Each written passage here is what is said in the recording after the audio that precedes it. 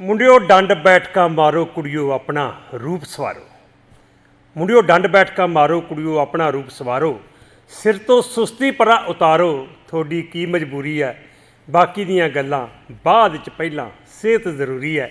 ਬਾਕੀ ਦੀਆਂ ਗੱਲਾਂ ਬਾਅਦ 'ਚ, ਪਹਿਲਾਂ ਸਿਹਤ ਜ਼ਰੂਰੀ ਹੈ। ਗੀਤ ਇਹ ਗੁਰਦਾਸ ਮਾਨ ਨੇ ਗਾਇਆ ਬੇਸ਼ੱਕ, ਪਰ ਇਹ ਸਿਹਤ ਜਿਹੜੀ ਆ ਉਹ ਸਾਰਿਆਂ ਵਾਸਤੇ ਹੀ ਜ਼ਰੂਰੀ ਹੈ। मैं इस करके शेर पढ़िया अज सेहत वाला, क्योंकि अज का अगले सैगमेंट तो अज कोई विषा वस्तु नहीं होएगा। तो डॉक्टर नवदीप शर्मा जिहड़े कि PhD ने MD ने बड़ा कुछ बड़ी रिसर्च की उन्होंने, वो साडे नाल जुड़नगे तो तुहाड़ियां कालां दे जवाब देणगे। सेहत संबंधी कोई भी सवाल तुसीं उन्हां नूं कर सकदे हो। तो अज काफ़ी लंबे अरसे तो बाद अज वो दोबारा साडे नाल जुड़दे ने, तां ही सेहत जरूरी हैगी आ।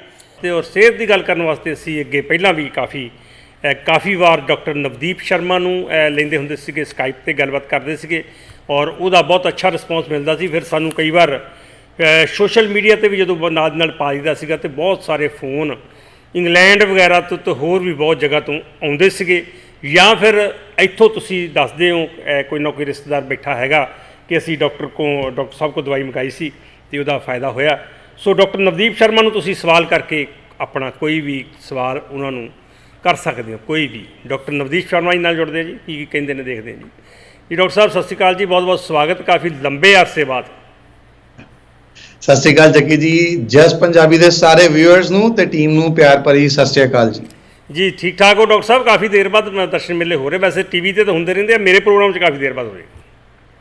बस जग्गी जी थोड़ियां कुछ आपां नवीआं लॉन्च कीतियां ने चीज़ां, कुछ मैडिकेशनस, कुछ खास रिसर्चिज वगैरह च मैं बिजी सी ते ट्रैवल वगैरह इंटरनेशनल बहुत वधी हुई सी, और बस उस करके थोड़ा जिहा रेगुलरिटी जरूर घटी, लेकिन प्यार अपने दर्शकों वास्ते जी, पूरे जस पंजाबी की टीम वास्ते उस तरह ही बरकरार है जी। वाह जी वाह। तो सब तो पहला तो बधाई दिंदे जी, जिहड़ा अटल अचीवमेंट अवार्ड तुहानूं मिलिया वो की सी, कित्थे मिलिया ते ओहदे च मतलब किहड़े बंदे नूं दित्ता जांदा? देखो बड़ी परमात्मा की दया रही मालक दी, और मालक की दया दे नाल जी अटल अचीवमेंट अवार्ड एक लाइफ टाइम अचीवमेंट अवार्ड हुंदा वा, निर्माण भवन दिल्ली के अंदर दिता जांदा वा।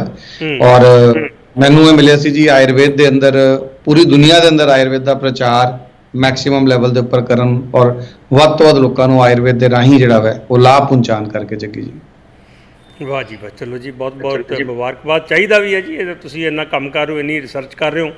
आयुर्वेद की डॉक्टर साहब गल करिए तो बहुत ज़्यादा रुझान असी बाहरले मुल्कों की गल करिए तो आम परिवारों के विच वापस आया। जड़ी बूटियां की गल कर लीए या घरेलू नुस्खियां की गल कर लीए, हुण पहले समय के भी असीं देखीए तो घरां दे विच दवाई दूई तो देखी नहीं सी, जदों निक्के निक्के हुंदे सी बजुर्गां नूं, ना कदे ब्लड प्रैशर, ना कुछ शूगर, ना कुछ होर। तो अजकल तो मेरे ख्याल आ भी मोस्टली 70-80% बंदे तो वाहवा डाइनिंग टेबल पर भी नज़र मार लो तो उत्थे पईयां ही होंदियां, कोई रोटी तो पहलां खानी तो कोई रोटी तो बाद खानी है, तो काफ़ी प्रॉब्लम आई है। तो अज विशा जिहड़ा मैं रखना चाहना, विशा एक ऐसा विशा जिहड़ा कि बहुत तेज़ी दे नाल वध रहा।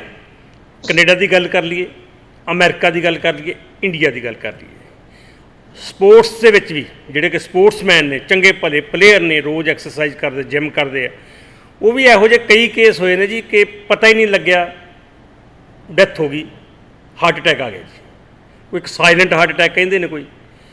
तो ये दूजी गल, एक चंगे भले बंदे की गल करिए, हुण साडे एक रिश्तेदार आ रहे सीगे जान पछाण वाले इंडिया तो, कतर एयरवेज दे विच बिजनस क्लास की टिकट है। कतर जाके आके उत्थे सीगी स्टे सीगी 3-4 घंटे की स्टे तो बाद जो वापस बहन लगे जहाज के तो उत्थे उहदी डैथ हो गई। चंगे भले कोई प्रॉब्लम नहीं, कुछ नहीं है। तो हार्ट अटैक एक ऐसा नाम है जिहड़ा कि झंझोड़ के रखदा, बड़ा किसी नूं पता लग जाए फलाने बंदे नूं हार्ट अटैक आया। ये हार्ट अटैक की है जी, ये तो क्यों आउंदा ते अजकल इहदे वधन दे कारण की है, खास तौर पर यूथ दे विच, छोटी उम्र के लोगों विच? तुसीं वाकई जग्गी जी बहुत ही इंपॉर्टेंट विषय जिहड़ा वै वो चुनिया वै। उसका कारण है वै कि ये रियलिटी है। आपां पिछे इंडिया च भी देखिया, वड्डे वड्डे एक्टर्स, पूरे नाम सी जिन्हां दा, और पूरी दुनिया के अंदर बड़े लोग अनटाइमली इस दुनिया तो गए, कार्डियक अरेस्ट करके, हार्ट अटैक करके। कार्डियक अरेस्ट होया कुछ नूं, कईयां नूं साइलेंट अटैक आया। सो हार्ट अटैक अदरवाइज तो इस करके आंदा वा जी कि जिहड़ा अनइंटरप्टेड ब्लड सप्लाई जारी हुंदी है हार्ट नूं, ਉਹਦੇ 'ਚ ਜਦੋਂ ਕਲੌਟਸ ਆ ਜਾਂਦੇ ਨੇ ਔਰ ਕੁਝ ਦੇਰ ਦੇ ਵਾਸਤੇ ਉਹ ਬਲੱਡ ਸਪਲਾਈ ਹਾਰਟ ਤੱਕ ਨਹੀਂ ਪਹੁੰਚ ਪਾਉਂਦੀ ਹੈ। ਹਾਰਟ ਸਭ ਤੋਂ ਐਕਟਿਵ ਆਰਗਨ ਚੋਂ ਇੱਕ ਹੈ, ਬ੍ਰੇਨ ਤੋਂ ਬਾਅਦ second most active organ heart ਹੀ ਹੈ ਸਾਡੀ ਬਾਡੀ 'ਚ। ਜਦੋਂ ਉਹਨੂੰ ਕੁਝ ਦੇਰ ਵਾਸਤੇ ਨਹੀਂ ਮਿਲ ਪਾਉਂਦੀ ਹੈ ਬਲੱਡ ਸਪਲਾਈ, ਉਹ ਅਨਲਕੀਲੀ ਕੰਮ ਕਰਨਾ ਜਿਹੜਾ ਵਾ ਬੰਦ ਕਰ ਦਿੰਦਾ ਉਹਦਾ ਇੱਕ ਪਾਰਟ। ਸੋ ਹਾਰਟ ਅਟੈਕ ਇਸ ਕਰਕੇ ਆਉਂਦਾ ਵਾ, ਉਹਦੇ ਕਰਕੇ ਜਿਹੜਾ ਵਾ ਜਦੋਂ ਕੁਝ ਦੇਰ ਵਾਸਤੇ ਹਾਰਟ ਹੀ ਕੰਮ ਨਹੀਂ ਕਰੇਗਾ, ਬੋਡੀ ਦਾ ਵਾਈਟਲ ਆਰਗਨ ਹੀ ਨਹੀਂ, ਤੇ ਡੈਫੀਨੇਟਲੀ ਲਾਈਫ ਜਿਹੜੀ ਉਹ ਰਿਸਕ 'ਚ ਪੈ ਜਾਂਦੀ ਹੈ। ਯੰਗ ਬੰਦਿਆਂ ਦੀ ਅਗਰ ਆਪਾਂ ਗੱਲ ਕਰੀਏ ਮੇਜਰ ਤੌਰ ਤੇ, ਦੇਖੋ ਮੈਂ ਇੱਕ ਅਕਸਰ ਚੀਜ਼ ਸਾਰਿਆਂ ਨੂੰ ਕਹਿਣਾ ਵਾ, ਆਪਾਂ ਅੱਜ ਕੱਲ੍ਹ ਨਾ ਸਾਰੇ ਲੋਕ ਲਿਪਿਡ ਪ੍ਰੋਫਾਈਲ ਕਰਵਾਉਂਦੇ ਆ, ਆਪਣਾ ਲਿਪਿਡ ਪ੍ਰੋਫਾਈਲ ਕਰਵਾਉਂਦੇ ਆ, ਔਰ 70 to 80% ਲੋਕਾਂ ਦੇ ਲਿਪਿਡ ਪ੍ਰੋਫਾਈਲ ਦੇ ਅੰਦਰ ਜਿਹੜੇ ਵਧੇ ਹੁੰਦੇ ਨੇ ਟ੍ਰਾਈਗਲਿਸਰਾਈਡਸ।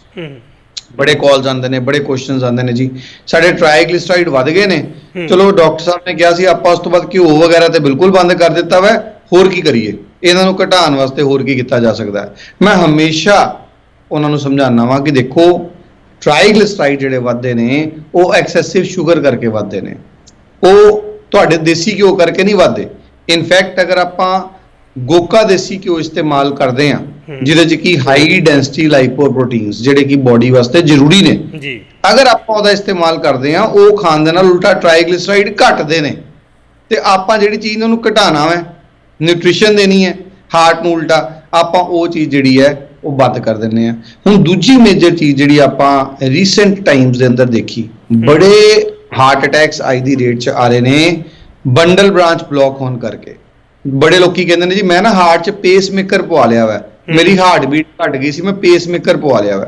ਦੇਖੋ ਸਾਡੀਆਂ ਜਿੰਨੀਆਂ ਵੀ ਨਰਵਸ ਬਾਡੀ ਦੇ ਅੰਦਰ ਮੈਸੇਜ ਕੰਡਕਟ ਕਰਦੀਆਂ ਨੇ, ਗਤੀ ਦਿੰਦੀਆਂ ਨੇ ਸਰੀਰ ਨੂੰ, ਉਹਨਾਂ ਸਾਰਿਆਂ ਦੀ ਜਿਹੜੀ ਬਾਹਰਲੀ ਸ਼ੀਥ ਹੈ ਉਹ ਮਾਈਲਿਨ ਸ਼ੀਥ ਜਿਹੜੀ ਹੈ ਉਹ ਕੋਲੈਸਟਰੋਲ ਦੇ ਨਾਲ ਬਣਦੀ ਹੈ।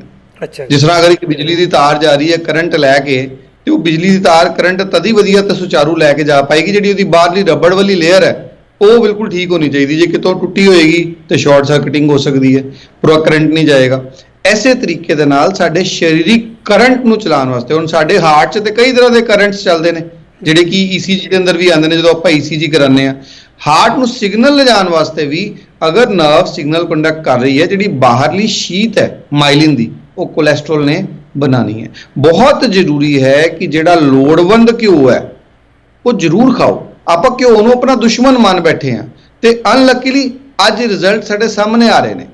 ਅਗਰ ਘਿਓ ਘਟਾਉਣ ਨਾਲ ਜਾਂ ਜਿਹੜੀ ਅੱਜ ਦੀ ਲਾਈਫ ਸਟਾਈਲ ਬਣ ਗਈ ਕਿ ਆਪਾਂ ਘਿਓ ਨੂੰ ਦੁਸ਼ਮਣ ਮੰਨ ਲਿਆ ਹੈ, ਅਗਰ ਆਪਾਂ ਘਿਓ ਘਟਾਉਣ ਨਾਲ ਵਾਕਈ ਵਧੀਆ ਰਹਿ ਸਕਦੇ ਹੁੰਦੇ ਤੇ ਅੱਜ ਇਹ ਹਾਲ ਨਾ ਹੁੰਦਾ ਕਿ ਯੰਗ ਬੰਦੇ ਜਿਨ੍ਹਾਂ ਨੂੰ ਇਸ ਦੁਨੀਆ 'ਚੋਂ ਨਹੀਂ ਜਾਣਾ ਚਾਹੀਦਾ ਸੀ, ਅਨਲਕੀਲੀ ਉਹਨਾਂ ਨੂੰ ਹਾਰਟ ਅਟੈਕਸ ਦੇ ਕਰਕੇ ਜਾਣਾ ਪਿਆ ਜੀ। ਤੇ ਡਾਕਟਰ ਸਾਹਿਬ ਅਗਰ ਅਸੀਂ ਪਿੱਛੇ ਝਾਤੀ ਮਾਰੀਏ ਤੇ ਪਹਿਲਾਂ ਇਹ ਸੁਣਦੇ ਹੁੰਦੇ ਸੀ ਜੀ ਉਹਨੂੰ ਕੋਈ ਹਾਰਟ ਅਟੈਕ ਆਇਆ, ਪਹਿਲਾ ਦੂਜਾ ਆ ਗਿਆ, ਤੀਜਾ ਆ ਗਿਆ, ਫੇਰ ਵੀ ਠੀਕ ਹੈ, ਸਟੰਟ ਸਟੂੰਟ ਪੈ ਗਿਆ, ਠੀਕ ਹੈ, ਕੰਮ ਵਧੀਆ ਚੱਲ ਪੈਂਦਾ। ਹੁਣ ਅੱਜ ਕੱਲ੍ਹ ਪਹਿਲੇ ਦੂਜੇ ਵਾਲੀ ਤਾਂ ਗੱਲ ਹੀ ਕੋਈ ਨਹੀਂ ਰਹਿ ਗਈ। ਅੱਜ ਕੱਲ੍ਹ ਤਾਂ ਪਟਕ ਦੇਣੀ ਪਹਿਲਾਂ ਹੀ ਹੁੰਦਾ ਤੇ ਉਹਦੇ ਨਾਲ ਹੀ ਡੈਥ ਹੋ ਜਾਂਦੀ ਬੰਦੇ ਦੀ। ਇਹ ਕੇਸ ਤਾਜ਼ਾ ਜਿਹਾ ਹੋਇਆ, ਸਾਡੇ ਇੱਕ ਕਬੱਡੀਆਂ ਦੇ ਪ੍ਰਮੋਟਰ ਸੀਗੇ, ਬਹੁਤ ਵਧੀਆ ਚੰਗੀ ਸਿਹਤ ਸੀਗੀ, ਉਹ ਵੀ ਪਤਾ ਹੀ ਨਹੀਂ ਲੱਗਿਆ ਬੈਠੇ ਬੈਠੇ ਹੋ ਗਿਆ। ਤੇ ਸਾਡੇ ਇੱਥੇ ਇੱਕ ਟਰਲਕ ਸੀਗੇ, ਹੁਣੇ ਮਤਲਬ 4-5 ਡੈਥ ਹੁਣੇ ਰੀਸੈਂਟਲੀ ਇਸ ਤਰ੍ਹਾਂ ਦੀਆਂ ਹੋਈਆਂ ਨੇ। ਤੇ ਇਹ ਜਿਹੜਾ ਪਹਿਲਾਂ ਹੁੰਦਾ ਸੀਗਾ ਜੀ, ਪਹਿਲਾ ਆਇਆ ਹਾਰਟ ਅਟੈਕ, ਦੂਜਾ ਆਇਆ, ਤੀਜਾ ਆਇਆ, ਤੀਜੇ ਤੋਂ ਬਾਅਦ ਵੀ ਬੰਦਾ ਠੀਕ ਹੈ, ਉਹ ਚੀਜ਼ਾਂ ਕਿਉਂ ਨਹੀਂ ਅੱਜ ਕੱਲ੍ਹ? ਦੇਖੋ ਬਹੁਤ ਸਾਰੇ ਅਟੈਕਸ ਜਿਹੜੇ ਅੱਜ ਦੀ ਡੇਟ 'ਚ ਆ ਰਹੇ ਨੇ ਨਾ, ਉਹ ਕੰਡਕਟਿਵ ਅਟੈਕਸ ਨੇ। ਹਾਰਟ ਦੇ ਅੰਦਰ ਆਪਾਂ ਗੱਲ ਕਰੀਏ, ਹਾਰਟ 'ਚ ਅਗਰ ਆਪਾਂ ਬਲੱਡ ਸਰਕੂਲੇਸ਼ਨ ਦੀ ਗੱਲ ਕਰੀਏ, ਦੋ ਚੀਜ਼ਾਂ ਉਹਦੇ 'ਚ ਹਿੰਡਰੈਂਸ ਕਰ ਸਕਦੀਆਂ ਨੇ। ਇੱਕ ਹੁੰਦਾ ਆਰਟੀਰੀਓਸਕਲੇਰੋਸਿਸ, ਇੱਕ ਹੁੰਦਾ ਐਥਲੀਓਸਕਲੇਰੋਸਿਸ। ਇੱਕ ਹੁੰਦਾ ਵਾ ਜਿਹਦੇ 'ਚ ਕੋਲੈਸਟਰੋਲ ਦੇ ਬੜੇ ਵੱਡੇ ਜਿਹਨੂੰ ਕਹਿ ਸਕਦੇ ਆ ਕਲੌਟਸ ਟਾਈਪ ਜਿਹੜੇ ਨੇ ਆਰਟਰੀਜ਼ 'ਚ ਬਣ ਜਾਂਦੇ ਨੇ, ਜਿਹਦੇ ਕਰਕੇ ਅੱਜ ਮੰਨ ਲਓ ਇੱਕ ਪਾਈਪ 'ਚ ਕੋਈ ਰੋੜਾ ਆ ਗਿਆ ਵਾ ਤੇ ਅੱਗੇ ਨਹੀਂ ਜਾਏਗੀ ਸਪਲਾਈ। ਇਨ ਦਾ ਸੇਮ ਵੇ ਅਗਰ ਉਹ ਕੋਲੈਸਟਰੋਲ ਦੇ ਛੋਟੇ ਪਾਰਟਸ ਬਣ ਜਾਂਦੇ ਨੇ ਤੇ ਉਹਦੇ ਕਰਕੇ ਹਾਰਟ ਅਟੈਕਸ ਜਿਹੜੇ ਨੇ ਉਹ ਜਦੋਂ ਆਉਂਦੇ ਨੇ, ਜਿਹੜੇ ਕਿ ਪਹਿਲੇ ਬਹੁਤ ਜ਼ਿਆਦਾ ਕਾਮਨ ਸੀ, ਉਸ ਕੇਸ ਕੀ ਹੋਏਗਾ ਕਿ ਜਿਹੜੀਆਂ ਹਾਰਟ ਦੀਆਂ ਮੇਜਰ ਸਪਲਾਈਜ਼ ਨੇ ਤਿੰਨ, ਅਗਰ ਪਹਿਲੀ ਵਾਰੀ ਆਏਗਾ ਇੱਕ ਸਪਲਾਈ ਡੈਮੇਜ ਹੋਈ, ਐਟਲੀਸਟ ਦੂਸਰੇ ਪਾਸਿਓਂ ਹਾਰਟ ਨੂੰ ਸਪਲਾਈ ਜਾ ਰਹੀ ਹੈ। ਉਹ ਇੱਕ ਮੇਜਰ ਰੀਜ਼ਨ ਸੀ। ਅੱਜ ਤੋਂ ਅਗਰ ਆਪਾਂ ਕੁਝ ਸਾਲ ਪਹਿਲੇ ਚਲੇ ਜਾਈਏ, ਅੱਜ ਜਿਹੜਾ ਵੈ ਬੜੇ ਸਾਰੇ ਹਾਰਟ ਅਟੈਕਸ ਆ ਰਹੇ ਨੇ, ਆਰਟਰੀਜ਼ ਦੀ ਜਿਹੜੀ ਇਲਾਸਟਿਸਿਟੀ ਹੈ ਉਹ ਘਟ ਜਾਂਦੀ ਹੈ, ਔਰ ਜਿਹੜੀ ਕੰਡਕਸ਼ਨ ਜਾਰੀ ਹੈ ਨਰਵ ਕੰਡਕਸ਼ਨ ਹਾਰਟ ਨੂੰ, ਉਹ all of a sudden nerve conduction ਬੰਦ ਹੋ ਜਾਂਦੀ ਹੈ। ਹੁਣ ਅੱਜ ਅਗਰ ਹਾਰਟ ਦੇ ਅੰਦਰ ਕੋਲੈਸਟਰੋਲ ਦੇ ਕਰਕੇ ਕੋਈ ਐਸੇ ਕਲੌਟਸ ਨਹੀਂ ਵੀ ਬਣੇ, ਲੇਕਿਨ ਆਲ ਆਫ ਅ ਸਡਨ ਜਿਹੜੀ ਨਰਵਸ ਨੇ ਹਾਰਟ ਤਿਕਨ ਮੈਸੇਜ ਲੈ ਕੇ ਜਾਣਾ ਵੈ, ਸਿਗਨਲ ਲੈ ਕੇ ਜਾਣਾ ਵੈ, ਉਹ ਨਾ ਵੀ ਸਿਗਨਲ ਜਾਣੀ ਬੰਦ ਕਰ ਦੇ ਤੇ ਕੋਈ ਚਾਂਸ ਹੀ ਨਹੀਂ ਹੈ ਕਿ ਦੁਬਾਰਾ ਅਗਲੇ ਵਾਲਾ ਅਟੈਕ ਆਏਗਾ। ਹਾਰਟ ਇਮੀਡੀਏਟਲੀ ਕੰਮ ਕਰਨਾ ਬੰਦ ਕਰ ਜਾਏਗਾ, ਕਾਰਡੀਅਕ ਅਰੈਸਟ ਹੋ ਜਾਏਗੀ। ਆਮ ਭਾਸ਼ਾ 'ਚ ਸਾਰੇ ਦੇ ਸਾਰੇ ਲੋਕ ਇਹਨੂੰ ਹਾਰਟ ਅਟੈਕ ਹੀ ਕਹਿਣਗੇ, ਲੇਕਿਨ ਰੀਜ਼ਨਸ ਅਲੱਗ-ਅਲੱਗ ਨੇ। ਐਂਡ ਅਨਲਕੀਲੀ ਕਿਉਂਕਿ ਅੱਜ ਲਾਈਫ ਸਟਾਈਲ ਬਦਲ ਗਿਆ ਵੈ, ਲਾਈਫ ਸਟਾਈਲ 'ਚ ਵੀ ਮੈਂ ਕਿ ਜਿਮਿੰਗ ਦੀ ਵੀ ਗੱਲ ਕਰਾਂਗਾ, ਕਿਉਂਕਿ ਆਪਾਂ ਜਦੋਂ ਸਟਾਰਟਿੰਗ 'ਚ ਗੱਲ ਕਰ ਰਹੇ ਸੀ ਤੁਸੀਂ ਕਿਹਾ ਕਿ ਲੋਕੀ ਅੱਜਕੱਲ੍ਹ ਜਿਮ ਵਾਸਤੇ ਵੀ ਸੁਚੇਤ ਨੇ। ਮੈਂ ਉਸ ਚੀਜ਼ 'ਤੇ ਵੀ ਆਵਾਂਗਾ। ਜਿਮਿੰਗ 'ਚ ਵੀ ਆਪਾਂ ਬਹੁਤ ਗਲਤੀਆਂ ਕਰ ਰਹੇ ਹਾਂ ਛੋਟੀਆਂ-ਛੋਟੀਆਂ, ਜਿਹਦੇ ਕਰਕੇ ਹਾਰਟ ਅਟੈਕਸ ਵੱਧ ਰਹੇ ਨੇ। ਆਪਾਂ ਪਿੱਛੇ ਕੇਸਿਸ ਦੇਖੇ, ਲੋਕੀ ਟ੍ਰੈਡਮਿਲ ਦੇ ਉੱਪਰ ਹੀ ਅਨਲਕੀਲੀ ਆਪਣਾ ਜੀਵਨ ਗਵਾ ਗਏ। ਟ੍ਰੈਡਮਿਲ ਕਰਦੇ-ਕਰਦੇ ਜਿਹੜਾ ਵੈ ਉਹਨਾਂ ਨੂੰ ਅਟੈਕ ਆ ਗਿਆ। ਸੋ ਕਈ ਚੀਜ਼ਾਂ ਐਸੀਆਂ ਨੇ ਜਿਹੜੀਆਂ ਜਿਮਿੰਗ 'ਚ ਵੀ ਠੀਕ ਕਰਨੀਆਂ ਜ਼ਰੂਰੀ ਨੇ, ਲੇਕਿਨ ਸਭ ਤੋਂ ਪਹਿਲੇ ਜ਼ਰੂਰੀ ਹੈ ਕਿ ਦੇਸੀ ਘਿਓ, ਖਾਸ ਤੌਰ ਤੇ ਗੋਕਾ ਦੇਸੀ ਘਿਓ, ਉਹ ਤੁਹਾਡਾ ਦੁਸ਼ਮਣ ਨਹੀਂ ਹੈ। ਅਗਰ ਆਪਾਂ ਹਾਰਟ ਅਟੈਕ ਤੋਂ ਬਚਣਾ ਚਾਹੁੰਦੇ ਹਾਂ, ਆਪਾਂ ਪਿੱਛੇ ਮੁੜ ਕੇ ਦੇਖੀਏ ਆਪਣੇ ਪਿਛੋਕੜ ਨੂੰ। ਸਾਡੇ ਜਿਹੜੇ ਦਾਦੇ ਸੀ, ਦਾਦੀਆਂ ਸੀ ਪੁਰਾਣੇ, ਕਿੰਨਾ ਕਿੰਨਾ ਘਿਓ ਖਾਏ ਜਾਂਦੇ ਸੀ, ਫਿਰ ਵੀ ਕੋਈ ਅਟੈਕਸ ਦੀ ਪ੍ਰੋਬਲਮ ਨਹੀਂ ਸੀ ਆਉਂਦੀ, ਕਿਉਂਕਿ ਉਹ ਗੋਕਾ ਦੇਸੀ ਘਿਓ ਹੁੰਦਾ ਸੀ ਪੁਰਾਣੇ ਟਾਈਮ ਦੇ ਅੰਦਰ। Even up to some extent ਮਾਝਾ ਦੇਸੀ ਘਿਓ ਵੀ ਉਹਨਾਂ ਨੁਕਸਾਨਦਾਇਕ ਨਹੀਂ। ਜ਼ਿਆਦਾ ਹਾਰਟ ਅਟੈਕ ਵਧਣੇ ਸ਼ੁਰੂ ਹੋਏ ਜਦੋਂ ਵੈਜੀਟੇਬਲ ਆਇਲ ਆਇਆ, ਜਦੋਂ ਡਾਲਡਾਸ, ਰਿਫਾਈਨਸ, ਇਹਨਾਂ ਸਾਰਿਆਂ ਦਾ ਟ੍ਰੈਂਡ ਆਇਆ, ਸਾਡਾ ਉਹ ਘਿਓ ਬਦਲਿਆ। ਜਿਹੜਾ ਉਹ ਨੈਚੁਰਲ ਘਿਓ ਸੀ, ਜਿਹੜਾ ਉਸ ਚੀਜ਼ ਤੋਂ ਬਣ ਰਿਹਾ ਸੀ, ਉਹ ਤੇ ਹਾਈ ਡੈਂਸਿਟੀ ਲਾਈਪੋਪ੍ਰੋਟੀਨਸ ਵਾਲਾ ਸੀ। ਉਹ ਤੇ ਉਲਟਾ ਸਾਨੂੰ ਗੁੱਡ ਕੋਲੇਸਟ੍ਰੋਲ ਦੇ ਰਿਹਾ ਸੀ, ਬੈਡ ਕੋਲੇਸਟ੍ਰੋਲ ਨੂੰ ਤੇ ਉਹ ਵਧਾ ਹੀ ਨਹੀਂ ਰਿਹਾ ਸੀ। ਜੀ ਕਾਰਡੀਅਕ ਅਰੈਸਟ ਤੇ ਹਾਰਟ ਅਟੈਕ ਦੇ ਦੋਨਾਂ 'ਚ ਫਰਕ ਹੈ ਜੀ ਕੋਈ? ਬਿਲਕੁਲ ਜੱਗੀ ਜੀ, ਕਾਰਡੀਅਕ ਅਰੈਸਟ ਦੇ ਅੰਦਰ ਕੀ ਹੈ, all of a sudden heart ਕੰਮ ਕਰਨਾ ਬੰਦ ਕਰ ਦਿੰਦਾ। ਨਰਵ ਕੰਡਕਸ਼ਨ ਦੀ ਕਮੀ ਦੇ ਕਰਕੇ ਹਾਰਟ ਕੰਮ ਕਰਨਾ ਬੰਦ ਕਰ ਸਕਦਾ ਹੈ, ਕਿ ਨਰਵ ਕੰਡਕਸ਼ਨ ਜਿਹੜੀ ਸਿਗਨਲ ਜਿਹੜੀ ਦੇ ਰਹੀ ਹੈ ਅੱਗੇ ਹਾਰਟ ਨੂੰ ਕਿ ਵੀ ਤੁਸੀਂ ਹੁਣ ਇਹ ਵਾਲਾ ਪਾਰਟ ਨੇ ਹਾਰਟ ਦੇ ਬੀਟ ਕਰਨਾ ਹੈ, ਹੁਣ ਇਸ ਪਾਰਟ ਨੇ ਬੀਟ ਕਰਨਾ ਹੈ, ਉਸ ਕੰਡਕਸ਼ਨ ਦੇ ਅੰਦਰ ਜਿਹੜੀ ਪ੍ਰੋਬਲਮ ਹੋ ਸਕਦੀ ਹੈ ਔਰ ਰੀਜ਼ ਹੋ ਸਕਦੀ ਹੈ, ਉਹਦੇ ਨਾਲ ਕੀ ਹੈ, all of a sudden heart ਜਿਹੜਾ ਹੈ ਉਹ ਬੀਟ ਕਰਨਾ ਬੰਦ ਕਰ ਦੇਗਾ। On the other hand heart attack ਦੀ ਜਦੋਂ ਆਪਾਂ ਗੱਲ ਕਰ ਰਹੇ ਹਾਂ, ਉਸ ਕੇਸ 'ਚ ਮੈਜੋਰਿਟੀ ਕੇਸਿਸ 'ਚ ਜਿਹੜੀ ਬਲੱਡ ਸਪਲਾਈ ਜਾ ਰਹੀ ਹੈ, ਨਰਵ ਕੰਡਕਸ਼ਨ ਠੀਕ ਹੈ, ਜਿਹੜੀ ਬਲੱਡ ਸਪਲਾਈ ਜਾ ਰਹੀ ਹੈ, ਹਾਰਟ ਬੀਟ ਕਰਨਾ ਚਾਹ ਰਿਹਾ ਲੇਕਿਨ ਬਲੱਡ ਸਪਲਾਈ ਜਿਹੜੀ ਜਾ ਰਹੀ ਹੈ ਉਹ ਇੱਕਦਮ ਇੰਟਰਪਟ ਹੋ ਗਈ, ਨਿਊਟ੍ਰੀਸ਼ਨ ਇੰਟਰਪਟ ਹੋ ਗਈ। ਜਿਸ ਤਰ੍ਹਾਂ ਅੱਜ ਮੰਨ ਲਓ ਕਿ ਜਨਰੇਟਰ ਚੱਲ ਰਿਹਾ, ਉਸ ਜਨਰੇਟਰ 'ਚ ਡੀਜ਼ਲ ਖਤਮ ਹੋ ਜਾਏ, ਇੱਕਦਮ ਉਹਨੂੰ ਡੀਜ਼ਲ ਮਿਲਣਾ ਬੰਦ ਹੋ ਜਾਏ, ਉਹ ਉਸ ਤਰ੍ਹਾਂ ਦਾ ਹੋਏਗਾ। ਹੈਲੋ ਜੀ, ਸਤਿ ਸ਼੍ਰੀ ਅਕਾਲ ਜੀ। ਆਉਣੇ ਰੋ ਤੁਸੀਂ ਡਾਕਟਰ ਸਾਹਿਬ ਨੂੰ ਸਵਾਲ ਪੁੱਛ ਸਕਦੇ ਹੋ। ਸਤਿ ਸ਼੍ਰੀ ਅਕਾਲ ਜੱਗੀ ਸਾਹਿਬ। ਜੀ ਸਰ, ਸਤਿ ਸ਼੍ਰੀ ਅਕਾਲ ਜੀ। ਕੌਣ ਸਾਹਿਬ ਬੋਲ ਰਹੇ ਜੀ? ਮੈਂ ਨਾਲ ਬੋਲ ਰਿਹਾ ਲਵੈਸਟਨ ਤੋਂ। ਹਾਂਜੀ ਹਾਂਜੀ, ਨਾਲ ਸਾਹਿਬ, ਹਾਂਜੀ ਕੀ ਉਹ ਮੇਰੇ ਨਾ ਪੇਟ 'ਚ ਤਕਲੀਫ ਆ, ਭੁੱਖ ਨਹੀਂ ਲੱਗਦੀ। ਅੱਛਾ ਜੀ। ਔਰ ਉਹ ਵੀ ਮੇਰੀ 85ਵਾਂ ਚੜਿਆ, ਮੈਨੂੰ 84 ਸਾਲ ਪੂਰੇ ਹੋ ਗਏ ਜਨਵਰੀ ਤੋਂ। ਅੱਛਾ ਜੀ। ਤੇ ਓਲਡ ਮੈਨ ਆ ਮੈਂ, ਤੇ ਉਹ ਬਿਲਕੁਲ ਭੁੱਖ ਬਹੁਤ ਘੱਟ ਲੱਗਦੀ ਹੈ ਤੇ ਕੁਝ ਖਾਣ ਨੂੰ ਜੀਅ ਨਹੀਂ ਕਰਦਾ। ਜਦੋਂ ਖਾਣਾ ਤੇ ਉਹ ਪਿਆਜ਼ਾ ਪਾਣੀ ਬਣ ਕੇ ਇੱਕਦਮ ਲੈਟਰੀਨ ਆਉਂਦੀ ਆ। ਬਸ ਤੇਜ਼ਾਬ ਜਿਹਾ ਜਿਵੇਂ ਹੁੰਦਾ ਨਾ ਜੀ। ਡਾਕਟਰ ਸਾਹਿਬ ਪੁੱਛਣਾ ਚਾਹੁੰਦੇ ਕੁਛ? ਇੱਕ ਮਿੰਟ ਹੋਲਡ ਰੱਖਿਓ ਜੀ। ਹਾਂਜੀ, ਪੁੱਛਣਾ ਚਾਹੁੰਦੇ ਕੁਛ? ਮੈਂ ਜਵਾਬ ਦੇਣਾ ਜੀ, ਮੈਂ ਦੱਸਦਾ। ਸੁਣੋ ਜੀ, ਟੀਵੀ ਤੇ ਸੁਣੋ ਸਰ ਜਵਾਬ ਡਾਕਟਰ ਸਾਹਿਬ ਦਾ ਕੀ ਕਹਿੰਦੇ ਨੇ ਜੀ। ਡਾਕਟਰ ਸਾਹਿਬ, ਇਹ ਅਕਸਰ ਹੈਗੀ ਪ੍ਰੋਬਲਮ ਬਹੁਤ ਸਾਰੇ ਲੋਕਾਂ ਨੂੰ ਓਲਡ ਏਜ ਵਿੱਚ। ਬਿਲਕੁਲ ਜੀ, ਐਕਚੁਅਲ 'ਚ ਹੁੰਦਾ ਕੀ ਹੈ ਕਿ ਜਿਸ ਤਰ੍ਹਾਂ ਸਾਡੀ ਏਜ ਵੱਧਦੀ ਹੈ, ਬੋਡੀ 'ਚ ਜਿਹੜੀਆਂ ਡਾਈਜੈਸਟਿਵ ਇੰਜ਼ਾਈਮਸ ਨੇ ਕੁਦਰਤ ਨੇ ਦਿੱਤੀਆਂ ਨੇ, ਉਹ ਥੋੜ੍ਹੀਆਂ ਘਟਣੀਆਂ ਸ਼ੁਰੂ ਹੋ ਜਾਂਦੀਆਂ ਨੇ। ਔਰ ਸਾਡੀਆਂ ਡਾਈਜੈਸਟਿਵ ਇੰਜ਼ਾਈਮਸ ਜਿਹੜੀਆਂ ਨੇ ਉਹਨਾਂ ਦਾ ਸੁਭਾਅ ਐਲਕਲਾਈਨ ਹੁੰਦਾ ਵਾ, ਇਸ ਕਰਕੇ ਨੈਚੁਰਲੀ ਉਹ ਐਸਿਡਿਟੀ ਨੂੰ ਘਟਾ ਦਿੰਦੀਆਂ ਨੇ। ਕਿਉਂਕਿ ਹੁਣ ਉਹ ਨਹੀਂ ਬਣ ਰਹੀਆਂ, ਐਸਿਡਿਟੀ ਵੀ ਵੱਧ ਜਾਂਦੀ ਹੈ। ਤੇ ਸਭ ਤੋਂ ਜ਼ਰੂਰੀ ਚੀਜ਼ ਇਹਦੇ 'ਚ ਹੋ ਜਾਂਦੀ ਹੈ, ਇੱਕ ਤਾਂ ਦਿਨ 'ਚ ਜਿੰਨੀ ਵਾਰੀ ਚੇਤਾ ਆ ਜਾਏ ਆਪਾਂ ਗਰਮ ਪਾਣੀ ਪੀਣਾ ਵਾ। ਆਪਾਂ ਜਿੰਨੀ ਵਾਰੀ ਗਰਮ ਪਾਣੀ ਪੀਵਾਂਗੇ ਸਾਡੀਆਂ ਡਾਈਜੈਸਟਿਵ ਇੰਜ਼ਾਈਮਸ ਦੀ ਮਾਤਰਾ ਵਧੇਗੀ। ਦੂਸਰੀ ਚੀਜ਼ ਜਿਹੜੀ ਆਪਾਂ ਹਾਂਜੀ ਹਾਂਜੀ ਜੱਗੀ ਜੀ, ਸਵੇਰੇ ਸਵੇਰੇ ਜਾਂ ਮਤਲਬ ਸਾਰਾ ਟਾਈਮ? ਜਦੋਂ ਯਾਦ ਆ ਜਾਏ ਆਪਾਂ ਦਿਨ 'ਚ 3 ਵਾਰੀ 4 ਵਾਰੀ, ਕਿਉਂਕਿ ਜਿੰਨੀ ਵਾਰੀ ਆਪਾਂ ਗਰਮ ਪਾਣੀ ਪੀਂਦੇ ਆ, ਉਹ ਗਰਮ ਪਾਣੀ ਸਾਡੀ ਬਾਡੀ 'ਚ ਜਿਹੜੀਆਂ ਡਾਈਜੈਸਟਿਵ ਇੰਜ਼ਾਈਮਸ ਨੇ ਉਹਨਾਂ ਦੀ ਮਾਤਰਾ ਨੂੰ ਵਧਾਉਂਦਾ ਵਾ ਤੇ ਡਾਈਜੈਸ਼ਨ ਇੰਪਰੂਵ ਕਰਵਾਉਂਦਾ ਵਾ। ਹੋਰ ਵੀ ਕਈ ਫਾਇਦੇ ਕਰਦਾ, ਪਰ ਡਾਈਜੈਸ਼ਨ ਤੇ ਬਹੁਤ ਇੰਪਰੂਵ ਕਰਵਾਉਂਦਾ। ਦੂਜੀ ਚੀਜ਼, ਚਾਵਲਾਂ ਦੀ ਪਿੱਛ ਕੱਢ ਲੈਣੀ ਹੈ। ਅਗਰ ਤੁਸੀਂ ਡਾਇਬਟਿਕ ਨਹੀਂ ਹੋ, ਚਾਵਲਾਂ ਦੀ ਪਿੱਛ ਕੱਢ ਲਵੋ ਔਰ ਗਰਮ ਪਿੱਛ ਦੇ ਅੰਦਰ ਹੀ ਥੋੜੀ ਜਿਹੀ ਕਾਲੀ ਮਿਰਚ, ਥੋੜਾ ਜਿਹਾ ਅਨਾਰ ਔਰ ਥੋੜਾ ਜਿਹਾ ਕਾਲਾ ਨਮਕ, ਬੜਾ ਸਵਾਦ ਬਣ ਜਾਂਦਾ ਹੈ। ਇਹਨੂੰ ਤੁਸੀਂ ਦਿਨ 'ਚ 1 ਵਾਰੀ ਜ਼ਰੂਰ ਲਓ। ਇਹ ਤੁਸੀਂ ਖਾਣੇ ਤੋਂ ਪਹਿਲੇ ਵੀ ਲੈ ਸਕਦੇ ਹੋ। ਕੋਸ਼ਿਸ਼ ਕਰੋ ਖਾਣਾ ਖਾਓ ਦਿਨ 'ਚ 2 ਵਾਰੀ, ਚੰਗੇ ਤਰੀਕੇ ਨਾਲ ਖਾਓ, 3 ਵਾਰੀ ਨਾ ਖਾਓ। ਅਕਸਰ ਕੀ ਹੁੰਦਾ, ਜਦੋਂ ਆਪਾਂ 3 ਵਾਰੀ ਖਾਣਾ ਖਾਂਦੇ ਹਾਂ, ਜਿਸ ਤਰ੍ਹਾਂ ਸਾਡੀ ਏਜਿੰਗ ਹੁੰਦੀ ਹੈ, ਖਾਸ ਤੌਰ ਤੇ ਬੋਡੀ ਆਪਣੀਆਂ ਇੰਜ਼ਾਈਮਸ ਨੂੰ ਰਿਪਲੈਨਿਸ਼ ਨਹੀਂ ਕਰ ਪਾਉਂਦੀ ਉਨੀ ਦੇਰ 'ਚ। ਜਦੋਂ ਆਪਾਂ 2 ਵਾਰੀ ਖਾਣਾ ਖਾਂਦੇ ਹਾਂ, ਬੋਡੀ ਇੰਜ਼ਾਈਮਸ ਨੂੰ ਰਿਪਲੈਨਿਸ਼ ਕਰਦੀ ਹੈ, ਭੁੱਖ ਖੁੱਲ੍ਹ ਕੇ ਲੱਗਦੀ ਹੈ, ਡਾਈਜੈਸ਼ਨ ਇੰਪਰੂਵ ਹੋਣੀ ਸ਼ੁਰੂ ਹੋ ਜਾਂਦੀ ਹੈ ਔਰ ਸਰੀਰ 'ਚ 2 ਵਾਰੀ ਦਾ ਖਾਣਾ 3 ਵਾਰੀ ਦੇ ਨਾਲੋਂ ਜ਼ਿਆਦਾ ਤਾਕਤ ਦੇਣ ਲੱਗ ਜਾਂਦਾ ਵਾ। ਇਹ ਚੀਜ਼ਾਂ ਤੁਸੀਂ ਕਰੋ, ਤੁਹਾਨੂੰ ਕਾਫੀ ਲਾਭ ਮਿਲੇਗਾ ਜੀ ਇਹਨਾਂ ਨਾਲ। ਔਰ ਬਹੁਤ ਐਸਿਡਿਟੀ ਲੱਗੇ ਤੇ ਤੁਸੀਂ ਮੂੰਹ 'ਚ ਥੋੜੀ ਜਿਹੀ ਮੁਲੱਠੀ ਰੱਖ ਸਕਦੇ ਹੋ। ਮੁਲੱਠੀ ਜਿਹੜੀ ਹੈ ਉਹ ਐਸਿਡਿਟੀ ਵਾਸਤੇ ਬਹੁਤ ਚੰਗੀ ਚੀਜ਼ ਹੈ ਜੀ। ਬਿਲਕੁਲ ਸਵਾਲ ਸੁਣ ਲਿਆ ਹੋਵੇਗਾ ਜੀ, ਜਵਾਬ ਪੂਰਾ ਡਾਕਟਰ ਸਾਹਿਬ ਕੋਲੋਂ। ਤੇ ਫਿਰ ਵੀ ਨੰਬਰ ਸਕਰੀਨ ਤੇ ਆ ਰਹੇ ਨੇ, ਤੇ ਕੋਈ ਗੱਲਬਾਤ ਕਰਨੀ ਚਾਹੁੰਦੇ ਹੋ ਤਾਂ ਕਰ ਸਕਦੇ ਹੋ। ਸਾਰੇ ਸਕਰੀਨ ਤੇ ਨੰਬਰ, ਚਾਹੇ ਅਮਰੀਕਾ ਦਾ ਵੀ ਹੈ ਜੀ, ਤੇ ਇਹ ਇੱਕ ਟੋਲ ਫ੍ਰੀ ਹੈਗਾ ਨੰਬਰ ਜਿਹੜਾ 888 ਵਾਲਾ, ਤੇ ਬਾਕੀ ਸਾਰੇ ਨੰਬਰ ਜਿਹੜੇ 3 ਨੰਬਰ ਆ ਰਹੇ ਨੇ, ਕਿਤੇ ਵੀ ਕਾਲ ਕਰ ਸਕਦੇ ਹੋ। ਅੱਛਾ ਡਾਕਟਰ ਸਾਹਿਬ, ਅਸੀਂ ਗੱਲ ਕਰਦੇ ਸੀ ਇਹਦੀਆਂ ਕੋਈ ਨਿਸ਼ਾਨੀ ਹੁੰਦੀ ਹੈ ਕਿ ਪਤਾ ਲੱਗਦਾ ਕੋਈ ਬੋਡੀ ਰਿਐਕਟ ਕਰਦੀ ਆ ਜਦੋਂ ਅਟੈਕ ਆਉਣ ਤੋਂ ਪਹਿਲਾਂ ਜਾਂ ਕਾਰਡੀਅਕ ਅਰੈਸਟ ਤੋਂ ਪਹਿਲਾਂ? ਦੇਖੋ ਡੈਫੀਨੇਟਲੀ ਲਾਈਟ ਹੈਡਿਡਨੈਸ ਹੋ ਜਾਂਦੀ ਹੈ, ਸਿਰ 'ਚ ਅਲੱਗ-ਅਲੱਗ ਹਲਕਾਪਨ ਜਿਹਾ ਲੱਗਦਾ ਵਾ ਬੰਦੇ ਨੂੰ, ਬਰੀਥਿੰਗ ਡਿਫਿਕਲਟੀ ਹੋ ਸਕਦੀ ਹੈ। ਲੇਕਿਨ ਮੈਂ ਅਗਰ ਓਨੈਸਟਲੀ ਬੋਲਾਂ ਤੇ ਬਹੁਤ ਵਾਰ ਇਹ ਇੰਨੀਆਂ ਇੰਡੀਕੇਸ਼ਨਸ ਜਿਹੜੀਆਂ ਨੇ ਕੁਦਰਤ ਨਹੀਂ ਦਿੰਦੀ, ਜਾਂ ਇੰਡੀਕੇਸ਼ਨ ਆਏ ਵੀ ਤੇ ਉਹ ਇੰਨੀ ਸ਼ਾਰਟ ਟਾਈਮ ਵਾਸਤੇ ਆਉਂਦੀ ਕਿ ਅਕਸਰ ਉਹ ਇਗਨੋਰ ਹੋ ਜਾਂਦੀ ਹੈ। ਜਿਵੇਂ ਹੁਣ ਆਪਾਂ ਪਿਛਲੇ ਕੁਝ ਸਮੇਂ 'ਚ ਦੇਖਿਆ ਕਿ ਬਹੁਤ ਸਾਰੇ ਲੋਕਾਂ ਨੂੰ ਜਿਮ ਕਰਦੇ ਹੋਏ ਜਿਹੜੇ ਹੈ ਕਾਰਡੀਅਕ ਅਰੈਸਟ ਹੋਏ, ਹਾਰਟ ਅਟੈਕਸ ਆਏ। ਹੁਣ ਬੰਦਾ ਆਪਣੀ ਜਿਮਿੰਗ ਕਰ ਰਿਹਾ ਹੈ, ਉਹਨੂੰ ਪਤਾ ਵੀ ਨਹੀਂ ਚੱਲਦਾ ਕਿ ਮੇਰੀ ਬੋਡੀ 'ਚ ਐਵਲੇ ਪੁੱਲ ਲੱਗੇਗਾ, ਮੈਂ ਸ਼ਾਇਦ ਜ਼ਿਆਦਾ ਐਕਸਰਸਾਈਜ਼ ਕਰ ਰਿਹਾ, ਇਸ ਕਰਕੇ ਮੈਂ ਸਾਹੋ ਬਸਾਹ ਹੋ ਰਿਹਾ ਵਾਂ, ਇਸ ਕਰਕੇ ਮੈਨੂੰ ਇਸ ਵੇਲੇ ਬਰੀਥਿੰਗ ਡਿਫਿਕਲਟੀ ਆ ਰਹੀ ਹੈ। ਸੋ ਇਹਦੇ 'ਚ ਇੱਕ ਬੜੀ ਇੰਪੋਰਟੈਂਟ ਚੀਜ਼ ਜਿਹੜੀ ਮੈਂ ਅੱਜ ਦੀ ਸਾਰੀ ਜਨਰੇਸ਼ਨ ਨਾਲ, ਰਾਦਰ ਅੱਜ ਦੀ ਕੀ ਜਿਹੜੀ ਸਾਡੀ ਜਨਰੇਸ਼ਨ ਵੀ ਹੈ, ਜਿਹੜੀ ਜੱਗੀ ਜੀ ਸਾਡੇ ਸਾਰਿਆਂ ਦੀ ਜਨਰੇਸ਼ਨ ਉਹਨਾਂ ਨਾਲ ਵੀ ਕਰਨਾ ਚਾਹਾਂਗਾ। ਅੱਜ ਆਪਾਂ ਫਿਜ਼ੀਕਲ ਫਿਟਨੈਸ ਮੰਨ ਕੇ ਚੱਲਦੇ ਹਾਂ। ਇੱਕ ਜਦੋਂ ਬਾਈਸੈਪਸ ਵਧੀਆ ਬਣੇ ਹੋਣ, ਫਿਜ਼ੀਕ ਜਿਹੜੀ ਹੈ ਉਹ ਬੜੀਆ ਵਧੀਆ ਲੱਗੇ ਕਿ ਯਾਰ ਬੰਦੇ ਦੇ ਡੋਲੇ ਬੜੇ ਵਧੀਆ ਨੇ, ਬੰਦੇ ਨੇ ਪੇਟ ਬੜਾ ਅੰਦਰ ਕੀਤਾ ਪਿਆ ਵਾ, ਢਿੱਡ ਨਹੀਂ ਨਿਕਲਿਆ ਆਇਆ, ਉਹ ਸਾਨੂੰ ਲੱਗਦਾ ਕਿ ਯਾਰ ਇਹ ਜਿਹੜਾ ਵਾ ਨਾ ਇੱਕ ਆਈਡੀਅਲੀ ਫਿਜ਼ੀਕਲੀ ਫਿਟ ਬੰਦਾ ਵਾ।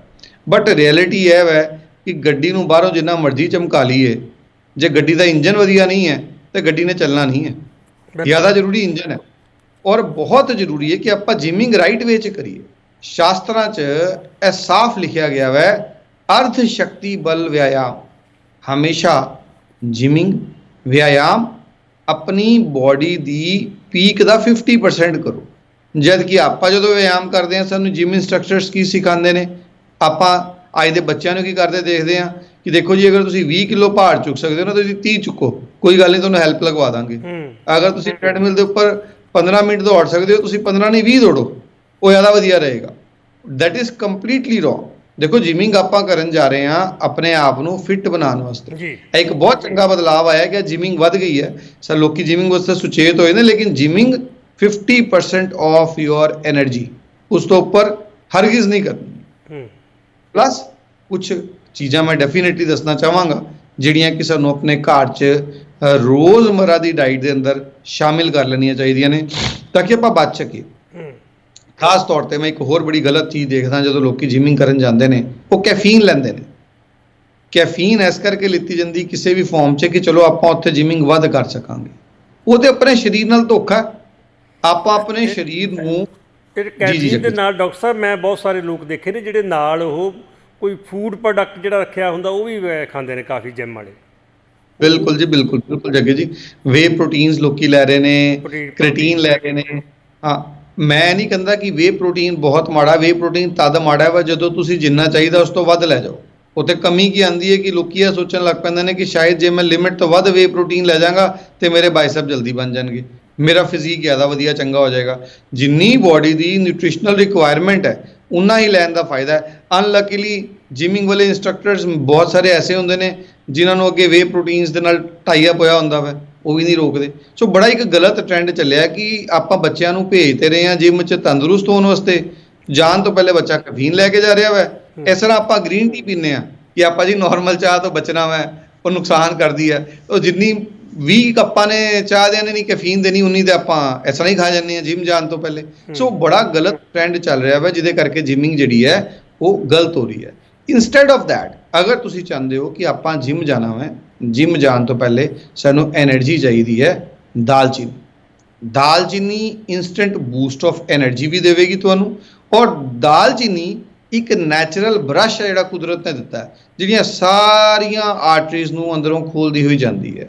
ਔਰ ਇਸ ਕਰਕੇ ਤੁਸੀਂ ਜਿਮਿੰਗ 'ਚ ਬਜਾਏ ਕੈਫੀਨ ਲੈਣ ਤੋਂ ਗ੍ਰੈਜੂਅਲੀ ਦਾਲਚੀਨੀ ਦੇ ਕਿਸੇ ਵੀ ਕੰਬੀਨੇਸ਼ਨ 'ਚ ਆ ਸਕਦੇ ਹੋ। ਤੁਸੀਂ ਦੁੱਧ 'ਚ ਦਾਲਚੀਨੀ ਪਾ ਕੇ ਲੈ ਸਕਦੇ ਹੋ, ਜ਼ਿਆਦਾ ਦਾਲਚੀਨੀ ਪਾ ਲਓ। ਈਵਨ ਅਪ ਟੂ ਤੁਸੀਂ ਅਗਰ 1 ਗ੍ਰਾਮ ਵੀ ਦਾਲਚੀਨੀ ਲੈ ਜਾਓਗੇ ਜਾਣ ਤੋਂ ਪਹਿਲੇ ਕੋਈ ਨੁਕਸਾਨ ਨਹੀਂ ਕਰੇਗੀ 1 ਗ੍ਰਾਮ ਤੱਕ ਵੀ, ਅਗਰ ਤੁਸੀਂ ਦੁੱਧ 'ਚ ਦਾਲਚੀਨੀ ਲੈ ਰਹੇ ਹੋ। ਬਟ ਅਵੋਇਡ ਕਿ ਤੁਸੀਂ ਕੈਫੀਨ ਲਓ।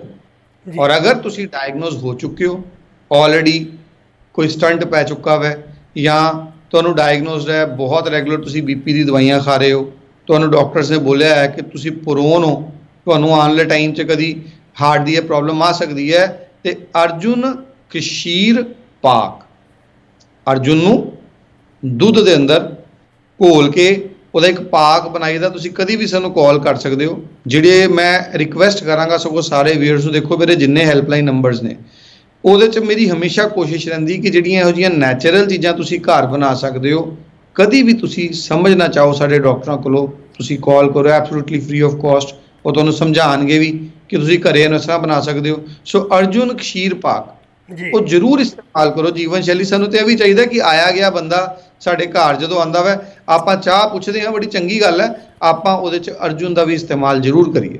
ਮੈਂ ਤੇ ਈਵਨ ਹੁਣ ਪਿੱਛੇ ਜੱਗੀ ਜੀ ਇੱਥੇ ਹਿਰਦੇ ਸ਼ਕਤੀ ਟੀ, ਮੈਂ ਇੱਕ ਚਾਹ ਨਵੀਂ ਕੱਢੀ ਹੈ ਹੁਣ ਰੀਸੈਂਟਲੀ, ਤਕਰੀਬਨ 1.5 ਸਾਲ ਹੋ ਗਿਆ, ਬਹੁਤ ਲੋਕ ਉਹਨੂੰ ਲਾਈਕ ਕਰ ਰਹੇ ਨੇ, ਉਹ ਮੈਂ ਕੱਢੀ ਹੀ ਅਰਜੁਨ ਵਾਲੀ ਹੈ ਕਿ ਤਾਂ ਕਿ ਐਟਲੀਸਟ ਆਇਆ ਗਿਆ ਹੋਏ ਤੇ ਬੰਦਾ ਨਾਰਮਲ ਚਾਹ ਦੀ ਜਗ੍ਹਾ ਤੇ ਉਹ ਗਰਮ ਪਾਣੀ 'ਚ ਘੋਲੋ, ਉਹ ਤਿਆਰ ਹੈ, ਉਹ ਐਟਲੀਸਟ ਉਸ ਜੀ। ਤੇ ਉਹਨਾਂ ਦਾ ਹੀ ਫੋਨ ਫਿਰ ਆਇਆ ਜਿਹੜੇ ਪਹਿਲਾਂ ਸੀਗਾ ਗੱਲ ਕਰਕੇ ਗਏ ਨੇ ਜੀ। ਨਾਲ ਸਾਹਿਬ ਦੁਬਾਰਾ ਕਰ ਰਹੇ ਹੋ? ਹਾਂਜੀ ਹੁਕਮ। ਹਾਂਜੀ ਆਪਣੇ ਡਾਕਟਰ ਸਾਹਿਬ ਨੂੰ ਕਹੋ ਮੈਨੂੰ ਡਾਇਬੀਟੀਜ਼ ਹੈਗੀ ਆ ਨਾ, ਸ਼ੂਗਰ ਵੀ ਆ। ਅੱਛਾ ਸ਼ੂਗਰ ਵੀ ਹੈ? ਚੌਲਾਂ ਦੀ ਪੈਸੀ ਜਿਹੜੀ ਕਹੀ ਆ ਉਹਦੇ ਨਾਲ ਡਾਇਬੀਟੀਜ਼ ਨਹੀਂ ਤਾਂ ਫੇਰ ਖਾਣੀ ਆ, ਤੇ ਉਹ ਡਾਇਬੀਟੀਜ਼ ਮੈਨੂੰ ਹੈਗੀ ਆ। ਤੇ ਲਓ ਇਹਦਾ ਪੁੱਛ ਲਈ ਡਾਕਟਰ ਸਾਹਿਬ, ਮੈਂ ਇਹ ਸਵਾਲ ਪੁੱਛਣ ਹੀ ਲੱਗਾ ਸੀ, ਵਿੱਚੋਂ ਰਹਿ ਗਿਆ, ਮਿਸ ਹੋ ਗਿਆ, ਕਿ ਜਿਨ੍ਹਾਂ ਲੋਕਾਂ ਨੂੰ ਡਾਇਬੀਟੀਜ਼ ਆ ਤਾਂ ਉਹਨਾਂ ਨੂੰ ਫਿਰ ਕੀ ਕਰਨਾ ਚਾਹੀਦਾ? ਜਿਨ੍ਹਾਂ ਨੂੰ ਡਾਇਬਟੀਜ਼ ਹੈ ਜੀ, ਬਾਕੀ ਸਾਰੀ ਚੀਜ਼ਾਂ ਉਹ ਸੇਮ ਪਾਣਗੇ। ਚਾਵਲ ਦੇ ਪਾਣੀ ਦੀ ਜਗ੍ਹਾ ਤੇ ਉਹ ਦੁੱਧ ਫੁਟਾ ਕੇ ਦੁੱਧ ਦਾ ਪਾਣੀ ਇਸਤੇਮਾਲ ਕਰਨਗੇ। ਦੁੱਧ 'ਚ ਨਿੰਬੂ ਪਾਓ, ਫਟਾ ਕੇ ਫੁੱਟ ਜਾਏਗਾ। ਬਿਲਕੁਲ ਜੀ ਬਿਲਕੁਲ, ਦੁੱਧ 'ਚ ਜਿਸ ਤਰ੍ਹਾਂ ਹੀ ਆਪਾਂ ਨਿੰਬੂ ਪਾਵਾਂਗੇ ਦੁੱਧ ਫਟ ਜਾਏਗਾ। ਹੁਣ ਜਿਹੜਾ ਉਹਦਾ ਪਾਣੀ ਛਾਣ ਕੇ ਨਿਕਲੇਗਾ, ਉਸ ਪਾਣੀ 'ਚ ਸੇਮ ਸਾਰੀਆਂ ਚੀਜ਼ਾਂ ਪਾ ਕੇ ਆਪਾਂ ਉਸ ਤਰ੍ਹਾਂ ਹੀ ਇਸਤੇਮਾਲ ਕਰਨੀ ਹੈ। ਇੱਕ ਤੇ ਉਹ ਡਾਇਬਟੀਜ਼ 'ਚ ਜਿਹੜਾ ਪ੍ਰੋਟੀਨ ਲਾਸ ਹੋ ਰਿਹਾ ਹੁੰਦਾ ਉਹਨੂੰ ਰਿਪਲੈਨਿਸ਼ ਕਰ ਦੇਗਾ, ਤੇ ਦੂਜਾ ਡਾਈਜੈਸ਼ਨ ਨੂੰ ਬਹੁਤ ਇੰਪਰੂਵ ਕਰ ਦੇਗਾ। ਹੈਲੋ ਜੀ, ਸਤਿ ਸ਼੍ਰੀ ਅਕਾਲ ਜੀ। ਸਤਿ ਸ੍ਰੀ ਅਕਾਲ। ਹਾਂਜੀ, ਕੀ ਸਵਾਲ ਹੈ ਜੀ? ਮੈਂ ਡਾਕਟਰ ਨਾਲ ਗੱਲ ਕਰਨੀ ਆ। ਹਾਂਜੀ ਕਰ, ਸੁਣ ਰਿਹਾ ਜੀ ਤੁਹਾਡੀ ਆਵਾਜ਼। ਹਾਂਜੀ ਮੈਂ ਡਾਕਟਰ ਨੂੰ ਪੁੱਛਣਾ, ਮੈਨੂੰ ਜਿਹੜਾ ਆ ਰਿਹਾ ਆਰਥਰਾਈਟਸ ਆ ਕਾਫੀ ਸਾਲਾਂ ਤੋਂ, 2-3 ਸਾਲ ਤੋਂ ਹੋ ਗਿਆ। ਹੁਣ 2-3 ਦਿਨ ਹੋ ਗਏ, ਮੇਰਾ ਗੋਡੇ ਤੋਂ ਥੱਲੇ ਲੱਤ ਜਿਹੜੀ ਨਾ ਮੁੜਦੀ ਨਹੀਂ ਹੈਗੀ। ਕਾਫੀ ਸਾਲਾਂ ਤੋਂ ਕੀ ਹੈ ਜੀ? ਆ ਰਹੀ ਆਰਥਰਾਈਟਸ। ਅੱਛਾ ਠੀਕ ਹੈ ਜੀ। ਤੇ ਹੁਣ 2-3 ਦਿਨ ਤੋਂ ਲੱਤ ਨਹੀਂ ਮੁੜਦੀ। ਡਾਕਟਰ ਸਾਹਿਬ ਪੁੱਛਣਾ ਕੁਛ ਕਿ ਜਵਾਬ? ਗੋਡੇ ਤੋਂ ਥੱਲੇ ਨੂੰ ਜਦੋਂ ਮੋੜਦੀ ਆ, ਉਹ ਨਹੀਂ ਮੁੜਦੀ, ਤੁਰੀ ਜਾਵਾਂ ਜਾਂ ਬੈਂਡ ਕਰਾਂ ਨਾ, ਫਿਰ ਉਹ ਮੁੜਦੀ ਨਹੀਂ ਹੈਗੀ, ਦਰਦ ਹੁੰਦਾ ਉੱਥੇ। ਠੀਕ ਹੈ ਜੀ, ਸੁਣੋ ਜੀ ਟੀਵੀ ਤੇ ਸੁਣੋ ਡਾਕਟਰ ਸਾਹਿਬ ਕੀ ਕਹਿੰਦੇ ਜੀ। ਡਾਕਟਰ ਸਾਹਿਬ ਦੇਖੋ, ਆਪਾਂ ਆਰੇ ਵਾਸਤੇ ਇੱਕ ਤੇ ਆਰੇ ਦੀ ਜਦੋਂ ਗੱਲ ਕਰਦੇ ਹਾਂ, ਆਮ ਵਾਤ ਰਿਊਮੇਟਾਇਡ ਆਰਥਰਾਈਟਿਸ ਦੀ ਗੱਲ ਕਰਦੇ ਹਾਂ, ਸਭ ਤੋਂ ਪ੍ਰੋਬਲਮ ਜ਼ਿਆਦਾ ਇਹ ਕਰਦਾ ਹੈ ਕਿ ਜਕੜਾਹਟ ਬਹੁਤ ਵੱਧ ਜਾਂਦੀ ਹੈ ਸਰੀਰ ਦੀ। ਗਰਮ ਪਾਣੀ ਦੀ ਗੱਲ ਉਹਨੇ ਕਰ ਰਹੇ ਸੀ, ਤੁਹਾਡੇ ਵਾਸਤੇ ਵੀ ਬਹੁਤ ਚੰਗਾ ਹੈ, ਜ਼ਰੂਰ ਪਿਆ ਕਰੋ। ਇੱਕ ਕੱਪੜੇ ਦੇ ਅੰਦਰ, ਜਿਸ ਤਰ੍ਹਾਂ ਤੁਸੀਂ ਦੱਸਿਆ ਕਿ ਮੇਰੀ ਲੱਤ ਨਹੀਂ ਮੁੜ ਰਹੀ ਹੈ, ਇੱਕ ਕੱਪੜੇ ਦੇ ਅੰਦਰ ਜਵੈਨ ਤੇ ਕਾਲਾ ਨਮਕ ਦੋਨੋਂ ਬਰਾਬਰ ਤੁਸੀਂ ਮਿਲਾ ਲੈਣੇ ਨੇ। ਸਭ ਤੋਂ ਪਹਿਲੇ ਤਿਲ ਦਾ ਤੇਲ ਆਪਣੇ ਉਸ ਗੋਡੇ ਤੇ ਲਾ ਲਓ, ਤਵੇ ਦੇ ਉੱਪਰ ਸਿਕਾਈ ਕਰੋ, ਸਿਕਾਈ ਕਰਕੇ ਉਸ ਪੋਟਲੀ ਬਣਾ ਕੇ ਅਜਵਾਇਨ ਤੇ ਕਾਲੇ ਨਮਕ ਦੀ ਪੋਟਲੀ ਬਣਾ ਕੇ ਤੁਸੀਂ ਗੋਡੇ ਦੀ ਪੋਟਲੀ ਬਣਾਉਣੀ ਜੀ? ਜਿੰਨੀ ਹੱਥ 'ਚ ਆਰਾਮ ਨਾਲ ਆ ਜਾਏ। ਅੱਛਾ ਠੀਕ ਹੈ। ਹਾਂ, ਔਰ ਬਾਕੀ ਮੈਂ ਇੱਕ ਕੋਸ਼ਿਸ਼ ਕਰਾਂਗਾ, ਮੇਰੇ ਕੋਲ ਜਿਹੜੇ ਮੇਰੇ ਥੈਰੇਪਿਸਟ ਹੁੰਦੇ ਨੇ ਉਹਨਾਂ ਨੂੰ ਕਹਾਂਗਾ ਤੁਹਾਨੂੰ ਇੱਕ ਪੋਟਲੀ ਦੀ ਫੋਟੋ ਵੀ ਭੇਜ ਦੇਣਗੇ ਕਿ ਵੀ ਇਸ ਤਰੀਕੇ ਦੀ ਪੋਟਲੀ ਹੁੰਦੀ ਹੈ, ਤੁਸੀਂ ਉਹਦੀ ਸਿਕਾਈ ਕਰ ਸਕਦੇ ਹੋ। ਬਾਕੀ ਆਰਏ ਫੈਕਟਰ ਵਾਸਤੇ ਤੁਸੀਂ ਅਗਰ ਕੁਝ ਖਾ ਰਹੇ ਹੋ, ਉਹ ਤੁਸੀਂ ਸਾਡੇ ਨਾਲ ਜ਼ਰੂਰ ਸ਼ੇਅਰ ਕਰੋ ਕਿ ਇਸ ਲਈ ਤੁਸੀਂ ਕੀ ਦਵਾਈਆਂ ਖਾ ਰਹੇ ਹੋ ਜੀ। ਜੀ ਠੀਕ ਹੈ ਜੀ, ਅਗਲੀ ਕਾਲ ਲੈਣੇ ਜੀ। ਸਰਦਾਰ ਥਿੰਦ ਸਾਹਿਬ ਸਤਿ ਸ਼੍ਰੀ ਅਕਾਲ ਜੀ, ਸਵਾਗਤ ਹੈ ਜੀ। ਹਾਂਜੀ ਸਤਿ ਸ਼੍ਰੀ ਅਕਾਲ ਜੀ ਜੀ ਸਾਹਿਬ। ਡਾਕਟਰ ਸਾਹਿਬ ਨੂੰ ਵੀ ਸਤਿ ਸ਼੍ਰੀ ਅਕਾਲ ਜੀ। ਸਤਿ ਸ਼੍ਰੀ ਅਕਾਲ ਜੀ। ਡਾਕਟਰ ਸਾਹਿਬ, ਮੇਰੀ ਆਪਣਾ ਬੋਡੀ ਤੇ ਫਲੈਕਸ ਬਹੁਤ ਬਣਦੇ ਨੇ, ਤੇ ਮੈਂ ਆਪਣੇ ਜਿਹੜੇ ਰੈਗੂਲਰ ਡਾਕਟਰ ਨੂੰ ਪੁੱਛਿਆ, ਉਹ ਕਹਿੰਦੇ ਵੀ ਆਪਣਾ ਇੱਕ ਤਾਂ ਡਾਇਬੀਟਿਸ ਜਿਹਨੂੰ ਹੋਵੇ ਉਹਦੇ ਫਲੈਕਸ ਬਣਦੇ ਆ ਜੀ, ਤੇ ਦੂਸਰਾ ਕਹਿੰਦੇ ਜਿਹੜੀ ਏਜ ਨਾਲ ਵੀ ਬਣਦੇ ਨੇ ਜੀ। ਇਹਦੇ ਵਾਸਤੇ ਕੀ ਤੁਹਾਡੇ ਕੋਲ ਟ੍ਰੀਟਮੈਂਟ ਹੈਗੀ ਹੈ ਜੀ? ਹੋਲਡ ਰੱਖੋ ਜੀ। ਜੀ ਡਾਕਟਰ ਸਾਹਿਬ ਪੁੱਛਣਾ ਤਾਂ ਨਹੀਂ ਕੁਛ? ਆਪਾਂ ਜਦੋਂ ਵੀ ਫਲੇਕਸ ਦੀ ਗੱਲ ਕਰਦੇ ਹਾਂ ਸਰ, ਕਦੀ ਵੀ ਫਲੇਕਸ ਅਗਰ ਸਕਿਨ ਦੇ ਅੰਦਰ ਬਣ ਰਹੇ ਨੇ, ਇਹਦਾ ਮਤਲਬ ਹੈ ਮਾਈਕਰੋ ਸਰਕੂਲੇਸ਼ਨ ਜਿਹੜੀ ਹੈ ਸਕਿਨ ਦੀ, ਉਹ ਡਿਸਟਰਬ ਹੋਈ ਹੈ। ਐਂਡ ਡੈਫੀਨਿਟਲੀ ਡਾਇਬਟੀਜ਼ ਅੰਦਰ ਮਾਈਕਰੋ ਸਰਕੂਲੇਸ਼ਨ ਘਟ ਜਾਂਦੀ ਹੈ ਤੇ ਫਲੈਕਸ ਵੱਧਦੇ ਨੇ। ਇੱਕ ਤੇ ਤੁਸੀਂ ਕੋਸ਼ਿਸ਼ ਕਰੋ ਸਕਿਨ ਦੇ ਉੱਪਰ ਨਾਰਮਲ ਆਇਲ ਦੀ ਜਗ੍ਹਾ ਤੇ ਜਾਂ ਕਰੀਮ ਦੀ ਜਗ੍ਹਾ ਤੇ ਕੋਕੋਨਟ ਆਇਲ ਦੀ ਵਰਤੋਂ ਤੁਸੀਂ ਜਿਹੜੀ ਹੈ ਉਹ ਸ਼ੁਰੂ ਕਰੋ, ਉਹ ਤੁਹਾਡੇ ਵਾਸਤੇ ਫਾਇਦਾ ਹੈ। ਖਾਣ ਦੇ ਅੰਦਰ ਅਗਰ ਮੈਂ ਜੜੀ ਬੂਟੀ ਦੀ ਗੱਲ ਕਰਾਂ, ਚਿਰਾਇਤਾ ਤੇ ਮਨਜੀਠ, ਇਹ ਦੋ ਜੜੀ ਬੂਟੀਆਂ ਨੇ ਤੁਹਾਡੇ ਵਾਸਤੇ ਜਿਹੜੀਆਂ ਬਹੁਤ ਚੰਗੀਆਂ ਨੇ। ਬਟ ਮੈਂ ਇਹ ਵੀ ਚਾਹਾਂਗਾ ਕਿ ਤੁਹਾਡੇ ਵੱਲੋਂ ਅਗਰ ਸਾਨੂੰ ਇੱਕ ਫੋਟੋ ਆ ਸਕੇ, ਆਪਾਂ ਦੇਖ ਸਕੀਏ ਕਿਸ ਐਕਸਟੈਂਟ ਤੱਕ ਉਹ ਫਲੇਕਸ ਹੈਗੇ ਨੇ। WhatsApp ਨੰਬਰ ਜਿਹੜਾ ਤੁਸੀਂ ਦੇਖ ਰਹੇ ਹੋ, ਇੱਕ ਫੋਟੋ ਖਿੱਚ ਕੇ ਸਾਨੂੰ ਤੁਸੀਂ ਅਗਰ ਪਾ ਦੇਵੋ ਤੇ ਮੈਂ ਤੁਹਾਨੂੰ ਹੋਰ ਬਿਹਤਰ ਗਾਈਡ ਕਰ ਪਾਵਾਂਗਾ। ਬਟ ਤੁਸੀਂ ਕੋਕੋਨਟ ਆਇਲ ਲਗਾਉਣ 'ਚ ਤੇ ਮਨਜੀਠ ਤੇ ਚਿਰਾਇਤਾ, ਇਹ ਦੋ ਚੀਜ਼ਾਂ ਤੁਹਾਡੇ ਵਾਸਤੇ ਖਾਣ 'ਚ ਬਹੁਤ ਫਾਇਦਾ ਕਰਨਗੀਆਂ ਤੁਹਾਨੂੰ। ਜੀ ਥਿੰਦ ਸਾਹਿਬ, ਫਿਰ ਵੀ ਕੋਈ ਗੱਲਬਾਤ ਹੋਵੇ ਤਾਂ ਫੋਨ ਕਰ ਲਿਓ ਦੁਬਾਰਾ। ਤੇ ਜੀ ਹਾਂਜੀ, ਸਤਿ ਸ਼੍ਰੀ ਅਕਾਲ ਜੀ, ਆਉਨੇ ਰੋ ਜੀ 92। ਹਾਂਜੀ ਸਤਿ ਸ੍ਰੀ ਅਕਾਲ, ਮੇਰਾ ਨਾਮ ਰਘਵੀਰ ਸਿੰਘ ਆ। ਡਾਕਟਰ ਸਾਹਿਬ ਮੇਰੇ ਪੈਰਾਂ ਤੇ ਸੋਜ ਆ, ਉਹਦੇ ਬਾਰੇ ਦੱਸੋ ਕੁਛ। ਲਖਵੀਰ ਜੀ ਸਤਿ ਸ਼੍ਰੀ ਅਕਾਲ ਜੀ। ਪੈਰਾਂ ਤੇ ਸੋਜ ਦੀ ਅਗਰ ਆਪਾਂ ਗੱਲ ਕਰ ਰਹੇ ਹਾਂ, ਕੀ ਉਹ ਸੋਜ ਗੱਡਿਆਂ ਵਾਲੀ ਸੋਜ ਹੈ ਕਿ ਆਪਾਂ ਜਦੋਂ ਉਹਨੂੰ ਦਬਾਉਂਦੇ ਆ ਤੇ ਗੱਡਾ ਪੈਂਦਾ, ਉਹ ਸੋਜ ਗੱਡਾ ਨਹੀਂ ਪੈਂਦਾ? ਆਪਣਾ ਡਾਕਟਰ ਸਾਹਿਬ ਦਾ ਸਵਾਲ ਹੈਗਾ ਜੀ, ਉਹ ਹੋਲਡ ਰੱਖਿਓ ਇੱਕ ਮਿੰਟ ਜੀ। ਡਾਕਟਰ ਸਾਹਿਬ ਪੁੱਛ ਰਹੇ ਨੇ ਜੀ। ਹਾਂਜੀ ਡਾਕਟਰ ਸਾਹਿਬ ਪੁੱਛੋ ਦੁਬਾਰਾ। ਮੈਂ ਜਾਣਨਾ ਚਾਹੁੰਦਾ ਸੀ ਕਿ ਜਦੋਂ ਸੋਜ ਤੁਹਾਨੂੰ ਪੈਰਾਂ 'ਚ ਪੈਂਦੀ ਹੈ, ਕੀ ਉਹ ਗੱਡਿਆਂ ਵਾਲੀ ਸੋਜ ਹੈ? ਅਗਰ ਆਪਾਂ ਉਹਦੇ 'ਚ ਉਂਗਲ ਖੋਬੀਏ ਤੇ ਗੱਡਾ ਪੈਂਦਾ ਵਾ ਕਿ ਗੱਡਾ ਨਹੀਂ ਪੈਂਦਾ ਵਾ? ਜੀ ਹਾਂਜੀ, ਉਹਦੇ ਤੇ ਦਾਬ ਜੀ ਅਤੇ ਨਾ ਉਹ ਪੋਲਾ ਜਿਹਾ ਹੋ ਜਾਂਦਾ ਜੀ। ਤੇ ਬਾਕੀ ਮੈਂ ਵੀਲ ਚੇਅਰ ਤੇ ਮੈਂ ਖੜ ਨਹੀਂ ਸਕਦਾ, ਤੁਰ ਨਹੀਂ ਸਕਦਾ, ਤੇ ਡਾਇਬੀਟੀ ਤੇ ਬਲੱਡ ਪ੍ਰੈਸ਼ਰ। ਜੀ ਡਾਕਟਰ ਸਾਹਿਬ ਦੇਖੋ, ਅਗਰ ਇਸ ਤਰ੍ਹਾਂ ਹੋ ਰਿਹਾ ਵਾ, ਇਹਦਾ ਸੁਣੋ ਜੀ ਮਤਲਬ ਹੈ ਸਵਾਲ। ਕਿ ਇੱਕ ਮਿੰਟ ਡਾਕਟਰ ਸਾਹਿਬ ਤੁਹਾਡੀ ਨੇ ਹਾਂਜੀ ਜੀ ਸੁਣੋ ਸਵਾਲ ਜੀ ਟੀਵੀ ਤੇ ਜੀ। ਇਹਦਾ ਮਤਲਬ ਹੈ ਕਿ ਤੁਹਾਡੀ ਵੇਨਸ ਰਿਟਰਨ, ਜਦੋਂ ਸਾਡੀ ਬਲੱਡ ਸਰਕੂਲੇਸ਼ਨ ਹੋ ਰਹੀ ਹੁੰਦੀ ਹੈ, ਅਗਰ ਕਿਸੇ ਕਾਰਨ ਕਰਕੇ ਵੀ ਸਾਡੀਆਂ ਲੱਤਾਂ ਦੇ ਮਸਲਸ ਜਿਹੜੇ ਵੀਕ ਹੋ ਜਾਂਦੇ ਨੇ ਤੇ ਸਾਡੇ ਖੂਨ ਦਾ ਕੁਝ ਪਾਰਟ ਜਿਹੜਾ ਪ੍ਰੋਟੀਨ ਵਾਲਾ ਪਾਰਟ ਹੈ ਉਹ ਪੂਰਾ ਵਾਪਸ ਨਹੀਂ ਜਾਣ ਪਾਉਂਦਾ, ਉਹ ਪੈਰਾਂ ਵਾਲੇ ਪਾਸੇ ਇਕੱਠਾ ਹੋਣਾ ਸ਼ੁਰੂ ਹੋ ਜਾਂਦਾ, ਜਿਹਦੇ ਕਰਕੇ ਕਿ ਗੱਡੇ ਪੈਣੇ ਸ਼ੁਰੂ ਹੋ ਜਾਂਦੇ ਨੇ। ਜਿਸ ਤਰ੍ਹਾਂ ਕਿ ਤੁਸੀਂ ਦੱਸਿਆ ਕਿ ਤੁਸੀਂ ਵੀਲ ਚੇਅਰ ਤੇ ਹੋ, ਇੱਕ ਤਾਂ ਮੈਂ ਚਾਹਾਂਗਾ ਕਿ ਕੁਝ ਛੋਟੀਆਂ ਐਕਸਰਸਾਈਜ਼ਸ ਆਪਾਂ ਤੁਹਾਨੂੰ ਗਾਈਡ ਕਰੀਏ ਜਿਹੜੀਆਂ ਤੁਸੀਂ ਵੀਲ ਚੇਅਰ ਤੇ ਬੈਠੇ ਬੈਠੇ ਕਰ ਸਕਦੇ ਹੋ, ਤਾਂ ਕਿ ਲੈਗਸ ਦੀਆਂ ਮਸਲ ਸਟਰੋਂਗ ਹੋਣ। ਦੂਜਾ, ਬਿਨਾਂ ਨਾਗੇ ਤੋਂ ਇੱਕ ਆਂਦੇ ਨੇ 10 ਮੂਲ ਜੜੀ ਬੂਟੀਆਂ 10 ਨੇ, ਬਿਲਵ, ਅਗਨੀਮੰਤ, ਸ਼ਿਓਨਾਕ, ਪਾਟਲਾ, ਗੰਭਾਰੀ, ਸ਼ਾਲਪਰਨੀ, ਪ੍ਰਿਸ਼ਨਪਰਨੀ, ਬ੍ਰਹਿਤੀ, ਕੰਟਕਾਰੀ, ਗੋਖਰੂ। ਹੁਣ ਤੁਹਾਨੂੰ ਲੱਗੇਗਾ ਯਾਰ ਤਾਂ 10 ਜੜੀ ਬੂਟੀਆਂ ਦੇ ਨਾਮ ਗਿਣਾਤੇ ਨੇ, ਮੈਂ ਕਿੱਥੋਂ ਇਕੱਠਾ ਕਰਾਂਗਾ? ਲੇਕਿਨ ਇਹ 10 ਮੂਲ ਦੇ ਨਾਮ ਤੋਂ ਈਜ਼ੀਲੀ ਅਵੇਲੇਬਲ ਨੇ। ਇਹਨਾਂ ਦੇ ਕਾੜੇ ਨੂੰ ਅਗਰ ਤੁਸੀਂ ਬਣਾ ਕੇ ਉਹਦੇ 'ਚ ਆਪਣੇ ਪੈਰ ਡੁਬੋ ਰੈਗੂਲਰਲੀ, ਤੁਹਾਡੀਆਂ ਸੋਜਾਂ ਬਹੁਤ ਘੱਟ ਜਾਣਗੀਆਂ, ਪੈਰਾਂ ਦੀਆਂ ਜਿਹੜੀ ਹੈ ਸਵੈਲਿੰਗ ਹੋ ਰਹੀ ਕਾਫੀ ਘੱਟ ਜਾਏਗੀ ਜੀ। ਤੇ ਡਾਕਟਰ ਸਾਹਿਬ ਨਾਲ ਇਹ ਵੀ ਦੱਸ ਦਿਓ, ਜਿਹੜੇ ਵੀ ਸਾਡੇ ਕਸਟਮਰ ਕਲਾਇੰਟ ਜਿਹੜੇ ਹੈਗੇ ਨੇ, ਕਹਿ ਲਓ ਜਾਂ ਤੁਹਾਡੇ ਸਾਡੇ ਵਿਊਅਰ ਹੈਗੇ ਨੇ, ਦਰਸ਼ਕ ਹੈਗੇ ਨੇ ਪਿਆਰੇ ਪੰਜਾਬੀ, ਤੇ ਜੇ ਕੋਈ ਕਈ ਵਾਰੀ ਓਟ-ਪੁੱਟ ਬੰਦਾ ਨਹੀਂ ਕਰ ਸਕਦਾ ਤਾਂ ਇਹਨਾਂ ਸਾਰਿਆਂ ਦੀ ਦਵਾਈ ਮਿਲ ਜਾਂਦੀ ਤੁਹਾਨੂੰ ਜੇ ਫੋਨ ਕਰਨ? ਪ੍ਰੋਪਰ ਜੀ, ਤੁਹਾਨੂੰ ਨਿਊਯਾਰਕ ਤੋਂ ਵੀ ਦਵਾਈ ਮਿਲ ਜਾਏਗੀ ਜੀ, ਇੰਡੀਆ ਤੋਂ ਵੀ ਤੁਹਾਨੂੰ ਦਵਾਈ ਭੇਜ ਸਕਦੇ ਆ। ਤੁਹਾਡਾ ਕੋਈ ਬੰਦਾ ਇੱਥੋਂ ਜਾ ਰਿਹਾ ਵਾ, ਉਹਦੇ ਹੱਥ ਵੀ ਭੇਜ ਸਕਦੇ ਹੋ। DHL, FedEx ਦੋਨਾਂ ਦੇ ਥਰੂ ਆਪਾਂ ਸ਼ਿਪਿੰਗ ਵੀ ਕਰਦੇ ਹਾਂ। ਔਰ ਐਟਲੀਸਟ ਜੱਗੀ ਜੀ 50 ਤੋਂ 60% ਕਾਲ ਜਿਹੜੀਆਂ ਸਾਨੂੰ ਆਉਂਦੀਆਂ ਨੇ ਨਾ, ਕਿਉਂਕਿ ਆਪਾਂ ਪੰਜਾਬੀ ਫੈਮਲੀਜ਼ ਆ, ਸਾਨੂੰ ਅਕਸਰ ਸਾਡੇ ਘਰਾਂ 'ਚ ਅੱਧੀਆਂ ਕੁ ਦਵਾਈਆਂ ਤੇ ਕਿਚਨ 'ਚ ਹੀ ਹੁੰਦੀਆਂ ਨੇ, ਔਰ ਲੋੜ ਹੀ ਨਹੀਂ ਪੈਂਦੀ ਦਵਾਈਆਂ ਦੀ। ਅੱਧੇ ਕੁ ਬੰਦਿਆਂ ਤੇ ਜਦੋਂ ਪੁੱਛਦੇ ਆ ਜੀ, ਅੱਛਾ ਤੁਹਾਡੇ ਕੋਲ ਹਲਦੀ ਪਈ ਹੈ? ਉਹ ਕਹਿੰਦੇ ਪਈ ਹੈ ਜੀ, ਉਹਨੂੰ ਇਸ ਤਰ੍ਹਾਂ ਖਾ ਲਓ। ਅੱਛਾ ਸੁੰਡ ਪਈ ਘਰ 'ਚ? ਪਈ ਹੁੰਦੀ ਹੈ। ਜਿਹੜੀ ਮੇਥਰੇ ਪਏ ਨੇ, ਪਏ ਹੁੰਦੇ ਨੇ। ਉਹ ਸਾਰੀਆਂ ਕੁ ਚੀਜ਼ਾਂ ਅੱਧੀਆਂ ਕੁ ਦਵਾਈਆਂ ਤੇ ਆਪਣੇ ਕਿਚਨ 'ਚ ਰੱਖ ਕੇ ਚੱਲ ਰਹੇ ਹੁੰਦੇ ਨੇ ਸਾਰੇ ਜੀ। ਜੀ ਜੀ ਜੀ ਚਲੋ ਅਗਲੀ ਕਾਲ ਲੈ ਲੈਣ ਜੀ। ਜੀ ਸਤਿ ਸ਼੍ਰੀ ਅਕਾਲ ਜੀ, 530 ਏਰੀਆ ਕੋਡ। ਹਾਂਜੀ ਜੀ ਸਰ ਪੁੱਛੋ ਜੀ, ਡਾਕਟਰ ਸਾਹਿਬ ਨੂੰ ਕੀ ਪੁੱਛਣਾ ਚਾਹੁੰਦੇ? ਡਾਕਟਰ ਸਾਹਿਬ ਜੀ, ਮੇਰਾ ਕੁਐਸਚਨ ਇਹ ਹੈ ਕਿ ਜਿਹੜਾ ਤੁਸੀਂ ਘੇ ਕਹਿੰਦੇ ਆ, ਘੇ ਚੰਗਾ ਕਿ ਜਿਹੜਾ ਵਿਪਿੰਗ ਕਰੀਮ ਆ ਉਹ ਚੰਗੀ ਆ? ਨਹੀਂ ਸਰ, ਕਿਉਂ? ਐਕਚੁਅਲੀ ਜਦੋਂ ਆਪਾਂ ਕਰੀਮ ਦੀ ਗੱਲ ਕਰਦੇ ਹਾਂ, ਕਰੀਮ ਦੇ ਅੰਦਰ ਜਿਹੜਾ ਵਾ ਉਹ ਬਿਊਟੈਰਿਕ ਐਸਿਡ ਹੁੰਦਾ ਵਾ। ਡਾਕਟਰ ਸਾਹਿਬ ਮੇਰਾ ਕੁਐਸਚਨ ਇਹ ਹੈ ਕਿ ਜਿਹੜਾ ਤੁਸੀਂ ਕਹਿੰਦੇ ਨਾ ਘੇ ਚੰਗਾ ਆ ਜਾਂ ਵਿਪਿੰਗ ਕਰੀਮ ਜਿਹੜਾ ਆਪਣਾ ਮੱਖਣ ਹੈ ਉਹ ਚੰਗਾ ਆ? ਜੀ ਤੁਸੀਂ ਟੀਵੀ ਤੇ ਸੁਣੋ ਜਵਾਬ ਡਾਕਟਰ ਸਾਹਿਬ ਦੇ ਰਹੇ ਨੇ ਜੀ। ਡਾਕਟਰ ਸਾਹਿਬ ਇਹਦੇ 'ਚ ਮੈਂ ਥੋੜ੍ਹੀ ਜਿਹੀ ਹੋਰ ਵਾਧਾ ਕਰ ਦੇਵਾਂ। ਇੱਕ ਕਰੀਮ ਦੀ ਗੱਲ ਕਰਦੇ, ਇੱਕ ਸਾਡੇ ਇੱਥੇ ਕੀ ਰਿਵਾਜ ਆ ਅਮਰੀਕਾ ਦੇ ਵਿੱਚ, ਉਹ ਟਿੱਕੀਆਂ ਮਿਲ ਜਾਂਦੀਆਂ ਮੱਖਣ ਦੀਆਂ ਅਨਸਾਲਟਡ, ਤੇ ਉਹ ਲਿਆ ਕੇ ਤੇ ਉਹਨਾਂ ਨੂੰ ਗਰਮ ਕਰਕੇ ਵੀ ਘਿਓ ਕੱਢ ਲੈਂਦੇ, ਤੇ ਉਹ ਵੀ ਕੀ ਠੀਕ ਹੈ ਜਾਂ ਨਹੀਂ? ਇਹ ਤੈਨੂੰ ਦੋਵੇਂ ਜਵਾਬ ਦੇ ਦਿਓ। ਜੇ ਆਪਾਂ ਖੁਦ ਮੱਖਣ ਦਾ ਘਿਓ ਕੱਢ ਰਹੇ ਹਾਂ ਟਿੱਕੀ ਦਾ, ਐਬਸੋਲੂਟਲੀ ਠੀਕ ਹੈ, ਉਹਦਾ ਕੋਈ ਨੁਕਸਾਨ ਨਹੀਂ ਹੈ। ਲੇਕਿਨ ਅਗਰ ਆਪਾਂ ਪੈਕਡ ਮੱਖਣ ਖਾ ਰਹੇ ਹਾਂ, ਚਾਹੇ ਉਹ ਸਾਲਟਡ ਹੈ ਤੇ ਚਾਹੇ ਉਹ ਅਨਸਾਲਟਡ ਹੈ, ਦੇਖੋ ਮੱਖਣ ਕੁਦਰਤ ਨੇ ਸਾਨੂੰ ਖਾਣ ਦਾ ਪ੍ਰੋਵੀਜ਼ਨ ਦਿੱਤਾ ਵਾ ਤਾਜ਼ਾ ਬਣਾ ਕੇ। ਪਹਿਲੇ ਘਰਾਂ 'ਚ ਤਾਜ਼ਾ ਮੱਖਣ ਬਣਦਾ ਸੀ, ਉਦੋਂ ਤੱਕ ਤੇ ਠੀਕ ਹੈ। ਮੱਖਣ ਜਿਸ ਤਰ੍ਹਾਂ ਪੁਰਾਣਾ ਹੋਈ ਜਾਂਦਾ, ਸਾਡੀ ਬੋਡੀ 'ਚ ਮੱਖਣ ਨੂੰ ਡਾਈਜੈਸਟ ਕਰਨ ਦੀਆਂ ਕੋਈ ਬਹੁਤੀਆਂ ਇਹਦੇ ਐਂਜ਼ਾਈਮਸ ਨਹੀਂ ਹੈ, ਲੇਕਿਨ ਘਿਓ ਨੂੰ ਡਾਈਜੈਸਟ ਕਰਨ ਦੀਆਂ ਹੈ। ਅਗਰ ਆਪਾਂ ਇਹ ਚਾਹੁੰਦੇ ਹਾਂ ਕਿ ਸਾਡਾ ਕੋਲੈਸਟਰੋਲ, ਗੁੱਡ ਕੋਲੈਸਟਰੋਲ ਸਾਨੂੰ ਜ਼ਿਆਦਾ ਮਿਲੇ, ਉਹ ਘਿਓ ਨਾਲ ਮਿਲਣਾ। ਇਸ ਕਰਕੇ ਤੁਸੀਂ ਅਗਰ ਕਰੀਮ ਵੀ ਲੈ ਕੇ ਆ ਰਹੇ ਹੋ, ਉਸ ਕਰੀਮ ਦਾ ਵੀ ਘਿਓ ਕੱਢ ਕੇ ਲੈ ਰਹੇ ਹੋ, ਕੋਈ ਨੁਕਸਾਨ ਨਹੀਂ ਹੈ। ਬਟ ਕਰੀਮ ਨੂੰ ਅਗਰ ਡਾਇਰੈਕਟਲੀ ਯੂਜ਼ ਕੀਤਾ ਜਾ ਰਿਹਾ, ਮੱਖਣ ਨੂੰ ਅਗਰ ਡਾਇਰੈਕਟਲੀ ਯੂਜ਼ ਕੀਤਾ ਜਾ ਰਿਹਾ, ਉਹ ਹਾਰਮਫੁਲ ਹੈ, ਉਹ ਨੁਕਸਾਨ ਕਰੇਗਾ। ਸਰਦਾਰ ਸੁਰਿੰਦਰ ਸਿੰਘ ਜੀ ਨੇ ਜੀ ਸਾਡੇ ਨਾਲ, ਸਾਡੇ ਪਰਮਾਨੈਂਟ ਕਾਲਰ ਵੀ ਨੇ, ਬਹੁਤ ਵਧੀਆ ਬੁਲਾਰੇ ਵੀ ਨੇ ਜੀ। ਸੁਰਿੰਦਰ ਸਿੰਘ ਜੀ ਸਤਿ ਸ਼੍ਰੀ ਅਕਾਲ, ਸਵਾਗਤ ਹੈ ਜੀ। ਹਾਂਜੀ ਜਗਤਾਰ ਸਿੰਘ ਵੀਰੇ ਤੇ ਡਾਕਟਰ ਜੀ ਸਤਿ ਸ੍ਰੀ ਅਕਾਲ ਜੀ। ਜੀ ਸਰ, ਸਤਿ ਸ਼੍ਰੀ ਅਕਾਲ ਜੀ, ਸਵਾਗਤ ਹੈ। ਹਾਂਜੀ ਸਰ। ਪਹਿਲੇ ਤਾਂ ਡਾਕਟਰ ਨੂੰ ਬੇਨਤੀ ਆ ਵੀ ਇਹਨਾਂ ਕੋਲ ਨੰਬਰ ਜਿਹੜੇ ਚਲੇ ਜਾਂਦੇ ਉੱਤੇ 2 ਵਾਰੀ ਜ਼ਰੂਰ ਕਾਲ ਆਉਂਦੀ ਹੈ, ਥੋੜਾ ਜਿਹਾ ਉੱਤੇ ਰੋਕ ਲਾਉਣ ਜੀ। ਅੱਛਾ ਜੀ, ਠੀਕ ਹੈ ਜੀ। ਉਹ ਫਿਰ ਸਟਾਫ ਮੇਰੇ ਖਿਆਲ ਕਰ ਕੁਰ ਲੈਂਦਾ ਹੁਣ। ਤੇ ਇੱਕ ਡਾਕਟਰ ਸਾਹਿਬ ਇਹ ਸੁਰਿੰਦਰ ਸਿੰਘ ਜੀ, ਇੱਕ ਤੁਹਾਡੀ ਗੱਲ ਨੂੰ ਮੈਂ ਅੱਗੇ ਥੋੜਾ ਜਿਹਾ ਕਰ ਦੇਵਾਂ। ਤੇ ਇੱਕ ਜਿਹੜਾ ਸਾਥ ਤੁਹਾਡਾ ਸ਼ਾਇਦ ਡਾਕਟਰ ਸਾਹਿਬ ਇੰਡੀਆ ਬੈਠਾ, ਤੇ ਉਹ ਕਈ ਵਾਰੀ ਟਾਈਮ ਵੀ ਹੋ ਜਾਂਦਾ ਕਾਲ ਜਦੋਂ ਆਉਂਦੀ ਆ। ਟਾਈਮ ਦਾ ਵੀ ਕੈਲੀਫੋਰਨੀਆ ਨਿਊਯਾਰਕ ਤੋਂ 3 ਘੰਟੇ ਦਾ ਫਰਕ ਹੈ, ਤੇ ਉਹ ਵੀ ਜ਼ਰੂਰ ਇਹਦੇ ਤੇ ਗੌਰ ਕਰਿਓ ਸਟਾਫ ਨੂੰ। ਜੀ ਜੀ ਸੁਰਿੰਦਰ ਸਿੰਘ ਜੀ, ਹੋਰ ਜੀ ਹੋ ਗਿਆ ਜੀ।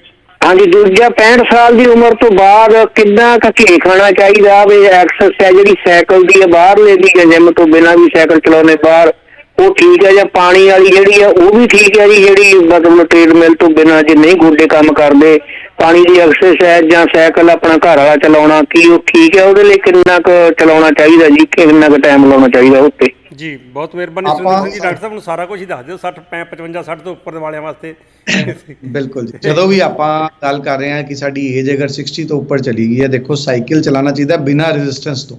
ਅਕਸਰ ਆਪਾਂ ਕੀ ਕਰਦੇ ਹਾਂ ਕਿ ਜਦੋਂ ਸਾਈਕਲ ਚਲਾਉਂਦੇ ਹਾਂ ਘਰ 'ਚ, ਆਪਾਂ ਸੋਚਦੇ ਹਾਂ ਕਿ ਜੇਕਰ ਆਪਾਂ ਰੈਜ਼ਿਸਟੈਂਸ ਵਧਾ ਲਾਂਗੇ ਸਾਡਾ ਜ਼ਿਆਦਾ ਜ਼ੋਰ ਲੱਗੇਗਾ, ਉਹਦਾ ਸਾਨੂੰ ਜ਼ਿਆਦਾ ਫਾਇਦਾ ਹੋਏਗਾ। ਰਿਐਲਿਟੀ ਇਹ ਹੈ ਰੈਜ਼ਿਸਟੈਂਸ ਘੱਟ ਤੇ ਸਾਈਕਲਿੰਗ ਜ਼ਿਆਦਾ। ਔਰ ਸਭ ਕਿਉਂਕਿ ਆਪਾਂ ਥਾਈਜ਼ ਦੇ ਮਸਲ ਸਟਰੋਂਗ ਕਰਨੇ ਨੇ। ਸਾਡਾ 60-65 ਸਾਲ ਤੋਂ ਬਾਅਦ ਸਭ ਤੋਂ ਕਮਜ਼ੋਰ ਜਿਹੜੀ ਮਾਸਪੇਸ਼ੀਆਂ ਪੈ ਜਾਂਦੀਆਂ ਨੇ ਸਾਡੀਆਂ ਥਾਈਜ਼ ਦੀਆਂ ਨੇ, ਸਾਡੇ ਜਿਹੜੇ ਪੱਟਾਂ ਦੀਆਂ ਮਾਸਪੇਸ਼ੀਆਂ ਨੇ, ਉਹਨਾਂ ਨੂੰ ਸਟਰੋਂਗ ਕਰਨ ਵਾਸਤੇ ਸਾਈਕਲਿੰਗ ਦੇ ਨਾਲ ਨਾਲ ਟਾਵਲ ਪ੍ਰੈਸਿੰਗ ਐਕਸਰਸਾਈਜ਼, ਆਪਾਂ ਇੱਕ ਮੰਜੇ ਤੇ ਬਹਿ ਕੇ ਸਿੱਧੀਆਂ ਲੱਤਾਂ ਕਰਕੇ ਬਿਲਕੁਲ, ਤੇ ਆਪਣੇ ਗੋਡਿਆਂ ਥੱਲੇ ਤੌਲੀਆ ਰੱਖ ਕੇ ਉਹਨੂੰ ਜ਼ਰੂਰ ਦਬਾਉਣਾ ਵਾ। ਉਹ ਸਾਡੇ ਗੋਡਿਆਂ ਦੀ ਦਰਦਾਂ ਤੋਂ ਸਾਨੂੰ ਜ਼ਰੂਰ ਪ੍ਰੀਵੈਂਟ ਕਰੇਗਾ। ਘਿਓ ਦੀ ਅਗਰ ਆਪਾਂ ਗੱਲ ਕਰ ਰਹੇ ਹਾਂ, ਦੇਖੋ ਫੁਲਕਾ ਚੋਪੜਿਆ ਰੱਖੋ, ਜਿੰਨਾ ਆਪਾਂ ਫੁਲਕੇ ਨੂੰ ਚੋਪੜਨ ਵਾਸਤੇ ਘਿਓ ਲਗਾ ਰਹੇ ਹਾਂ, ਕੋਈ ਨੁਕਸਾਨ ਨਹੀਂ, ਕੋਈ ਕੈਲਕੂਲੇਟ ਕਰਨ ਦੀ ਲੋੜ ਨਹੀਂ ਉਹਨੂੰ। ਐਕਸਟਰਾ ਘਿਓ ਦੀ ਅਗਰ ਆਪਾਂ ਗੱਲ ਕਰੀਏ 2.5 ਗ੍ਰਾਮ ਤੋਂ 5 ਗ੍ਰਾਮ ਇੱਕ ਦਿਨ 'ਚ ਸਫੀਸ਼ੀਐਂਟ ਹੈ, ਉਸ ਤੋਂ ਉੱਪਰ ਨਹੀਂ। ਮਤਲਬ ਇਹ ਨਹੀਂ ਕਿ ਘਿਓ ਇੰਨਾ ਇਹਦਾ ਪਾਣਾ ਸ਼ੁਰੂ ਕਰ ਦੇਣਾ ਕਿ ਬਾਅਦ 'ਚੋਂ ਸਾਰੇ ਘਰ ਦੇ ਕਹਿਣ ਪਤਾ ਨਹੀਂ ਕਿਹੜਾ ਡਾਕਟਰ ਆਇਆ ਸੀ, ਉਹ ਸਾਡੇ ਦੇ ਸਾਰੇ ਸਿਆਣੇ ਚੁੱਕ ਚਮਚਿਆਂ ਦੇ ਚਮਚੇ ਘਿਓ ਖਾ ਰਹੇ ਨੇ। ਜਿੰਨੀ ਸਾਡੀ ਬੋਡੀ ਦੀ ਨੀਡ ਹੈ, ਅਗਰ ਆਪਣੀ ਬੋਡੀ ਦੀ ਨੀਡ ਦੇ ਹਿਸਾਬ ਨਾਲ ਆਪਾਂ 2.5 ਤੋਂ 5 ਗ੍ਰਾਮ ਘਿਓ ਆਪਣੇ ਸਰੀਰ 'ਚ ਲੈ ਕੇ ਜਾ ਰਹੇ ਹਾਂ, ਗੋਕਾ ਦੇਸੀ ਘਿਓ ਹੈ ਖਾਸ ਤੌਰ 'ਤੇ, ਉਹ ਹਮੇਸ਼ਾ ਫਾਇਦਾ ਕਰੇਗਾ। ਐਕਸੈਸ ਲਵਾਂਗੇ ਫਿਰ ਡੈਫੀਨੇਟਲੀ ਉਹ ਨੁਕਸਾਨ ਕਰੇਗਾ। ਉਹ ਟ੍ਰਾਈਗਲਿਸਰਾਈਡ ਤੇ ਭਾਵੇਂ ਨਾ ਵਧਾਇਓ, ਹੋਰ ਕਈ ਤਰ੍ਹਾਂ ਦੇ ਨੁਕਸਾਨ ਕਰੇਗਾ, ਇਨਡਾਈਜੈਸ਼ਨ ਕਰੇਗਾ। ਇਸ ਕਰਕੇ ਇੰਨਾ ਘਿਓ ਲੈਣਾ ਤੇ ਐਕਸਰਸਾਈਜ਼ 'ਚ ਰੈਜ਼ਿਸਟੈਂਸ ਜ਼ਰੂਰ ਬਚਾ ਕੇ ਰੱਖਣੀ ਹੈ। ਐਂਡ ਰਿਲੈਕਸਡ ਵਾਕਿੰਗ, ਇੱਕ ਨਵਾਂ ਟ੍ਰੈਂਡ ਚੱਲਿਆ ਬ੍ਰਿਸਕ ਵਾਕਿੰਗ ਦਾ ਕਿ ਤੇਜ਼ ਤੇਜ਼ ਚੱਲੋ, ਉਹ ਗਲਤ ਹੈ। ਰਿਲੈਕਸਡ ਵਾਕਿੰਗ, ਵਾਕ ਕਰੋ ਆਰਾਮ ਨਾਲ, ਰਿਲੈਕਸ ਕਰਦੇ ਇੰਜੋਏ ਕਰਦੇ ਹੋਏ, ਟਾਈਮ ਵੱਧ ਚੱਲ ਲਵੋ, ਤੇਜ਼ ਨਾ ਚੱਲੋ, ਉਸ ਵਾਕ ਦਾ ਉਹਨਾਂ ਫਾਇਦਾ ਨਹੀਂ। ਜੀ ਡਾਕਟਰ ਸਾਹਿਬ, ਸਮਾਂ ਆਪਣਾ ਕਾਫੀ ਅੱਗੇ ਲੰਘ ਗਿਆ ਟਾਈਮ ਤੋਂ। ਤੁਹਾਡਾ ਬਹੁਤ ਬਹੁਤ ਧੰਨਵਾਦ ਜੀ। ਤੇ ਮੈਂ ਸਾਡੇ ਦਰਸ਼ਕਾਂ ਨੂੰ ਦੱਸ ਦੇਵਾਂ ਵੀ ਕੋਈ ਨੰਬਰ ਚਾਹੀਦਾ ਹੋਵੇ ਮੇਰੇ ਕੋਲ ਵੀ ਲੈ ਸਕਦੇ ਹੋ ਡਾਕਟਰ ਸਾਹਿਬ ਦਾ ਨੰਬਰ। ਤੇ ਜੇ ਚਲੋ ਕਾਲ ਆਉਂਦੀ ਵੀ ਹੈ ਤਾਂ ਤੁਸੀਂ ਡਾਕਟਰ ਸਾਹਿਬ ਇਹ ਕਹਿ ਸਕਦੇ ਨੇ ਵੀ ਨਹੀਂ ਜੀ ਨਹੀਂ, ਸਾਨੂੰ ਨਹੀਂ ਜ਼ਰੂਰਤ ਕਿਸੇ ਦਵਾਈ ਦੀ, ਤੇ ਗੱਲ ਖਤਮ। ਦੁਬਾਰਾ ਕਾਲ ਉਹ ਨਹੀਂ ਕਰਦੇ ਮੇਰੇ ਖਿਆਲ ਦੇ ਵਿੱਚ। ਫਿਰ ਵੀ ਆਉਂਦੀ ਕਾਲ ਤੇ ਕੋਈ ਡਾਕਟਰ ਸਾਹਿਬ ਤੁਸੀਂ ਦੱਸਦਾ ਸੁਝਾਅ ਵਧੀਆ। ਇੱਕ ਚੀਜ਼ ਮੈਂ ਵੀ ਆਪਣੇ ਕੋਲੋਂ ਤੁਹਾਨੂੰ ਦੱਸੀ ਆ, ਉਹ ਵੀ ਖੈਰ ਕੰਮ ਆਏਗੀ। ਤੇ ਤੁਹਾਡਾ ਬਹੁਤ ਬਹੁਤ ਧੰਨਵਾਦ ਜੀ, ਬਹੁਤ ਵਧੀਆ ਗੱਲਾਂ ਤੁਸੀਂ ਦੱਸੀਆਂ। ਤੇ ਆਉਣ ਵਾਲੇ ਸਮੇਂ ਦੇ ਵਿੱਚ ਵੀ ਇਸੇ ਤਰ੍ਹਾਂ ਤੁਹਾਨੂੰ ਕਸ਼ਟ ਦਿੰਦੇ ਰਹਾਂਗੇ। ਬਹੁਤ ਪਿਆਰ ਭਰੀ ਸਤਿ ਸ਼੍ਰੀ ਅਕਾਲ ਜੀ। ਸਤਿ ਸ਼੍ਰੀ ਅਕਾਲ ਜੀ। ਜੀ ਡਾਕਟਰ ਨਵਦੀਪ ਸ਼ਰਮਾ ਜੀ ਦੀਆਂ ਗੱਲਾਂ ਅੱਜ ਮੈਨੂੰ ਉਮੀਦ ਹੈ ਵੀ ਤੁਹਾਨੂੰ ਬਹੁਤ ਪਸੰਦ ਆਈਆਂ ਹੋਣਗੀਆਂ ਤੇ ਕੰਮ ਵੀ ਆਉਣਗੀਆਂ, ਕਿਉਂਕਿ ਘਰੇਲੂ ਨੁਸਖੇ ਅੱਜ ਕੱਲ੍ਹ ਬਹੁਤ ਕੰਮ ਆ ਰਹੇ ਨੇ। ਅਸੀਂ ਅਮਰੀਕਾ ਦੀ ਗੱਲ ਕਰੀਏ ਤਾਂ ਬਹੁਤ ਜ਼ਿਆਦਾ ਚਰਚਾ ਦੇ ਵਿੱਚ ਨੇ ਘਰੇਲੂ ਨੁਸਖੇ, ਤੇ ਲੋਕ ਠੀਕ ਵੀ ਹੋ ਰਹੇ ਨੇ, ਇਹਦੇ 'ਚ ਕੋਈ ਸ਼ੱਕ ਨਹੀਂ। ਮਿੱਟੀ ਦੇ ਭਾਂਡੇ ਫਿਰ ਵਾਪਸ ਆ ਗਏ ਨੇ, ਸਾਰਾ ਕੁਝ ਪੁਰਾਣਾ ਚੀਜ਼ਾਂ ਵਾਪਸ ਆ ਗਈਆਂ ਨੇ। ਮੈਂ ਵੀ ਘਰੇ ਘੜਾ ਰੱਖਿਆ ਹੋਇਆ ਪਾਣੀ ਪੀਣ ਵਾਸਤੇ, ਬੜਾ ਸਵਾਦ ਲੱਗਦਾ ਪਾਣੀ। ਸੋ ਉਮੀਦ ਕਰਦੇ ਹਾਂ ਅੱਜ ਦੀ ਸਾਰੀ ਜਾਣਕਾਰੀ ਤੁਹਾਨੂੰ ਵਧੀਆ ਲੱਗੀ ਹੋਏਗੀ। ਕਿਸੇ ਵੀ ਹੋਰ ਗੱਲਬਾਤ ਲਈ ਮੈਨੂੰ ਈਮੇਲ ਕਰ ਸਕਦੇ ਹੋ jaggi@chessbroadcasting.com ਜਾਂ ਫਿਰ info@chessbroadcasting.com। ਫੇਸਬੁੱਕ ਟਵਿੱਟਰ ਤੋਂ ਇਲਾਵਾ WhatsApp ਨੰਬਰ ਤੇ ਨਾਲ ਮੇਰਾ ਸੈੱਲ ਨੰਬਰ ਜਿਹੜਾ ਹੈਗਾ ਉਹ ਵੀ ਹੈਗਾ 209 450 3362। ਕਿਤੇ ਵੀ ਸੰਪਰਕ ਕਰ ਸਕਦੇ ਹੋ। ਹੁਣ ਮੈਨੂੰ ਆਗਿਆ, ਸਭ ਨੂੰ ਪਿਆਰ ਭਰੀ ਸਤਿ ਸ਼੍ਰੀ ਅਕਾਲ ਜੀ। ਖੁਸ਼ ਰਹੋ, ਖੁਸ਼ ਰੱਖੋ, ਰੱਬ ਰਾਖਾ। ਜੀਵੇ ਪੰਜਾਬ, ਜੀਵੇ ਪੰਜਾਬੀ। ਨਾਨਕ ਨਾਮ ਚੜ੍ਹਦੀ ਕਲਾ, ਤੇਰੇ ਪਾਣੇ ਸਰਬੱਤ ਦਾ ਭਲਾ।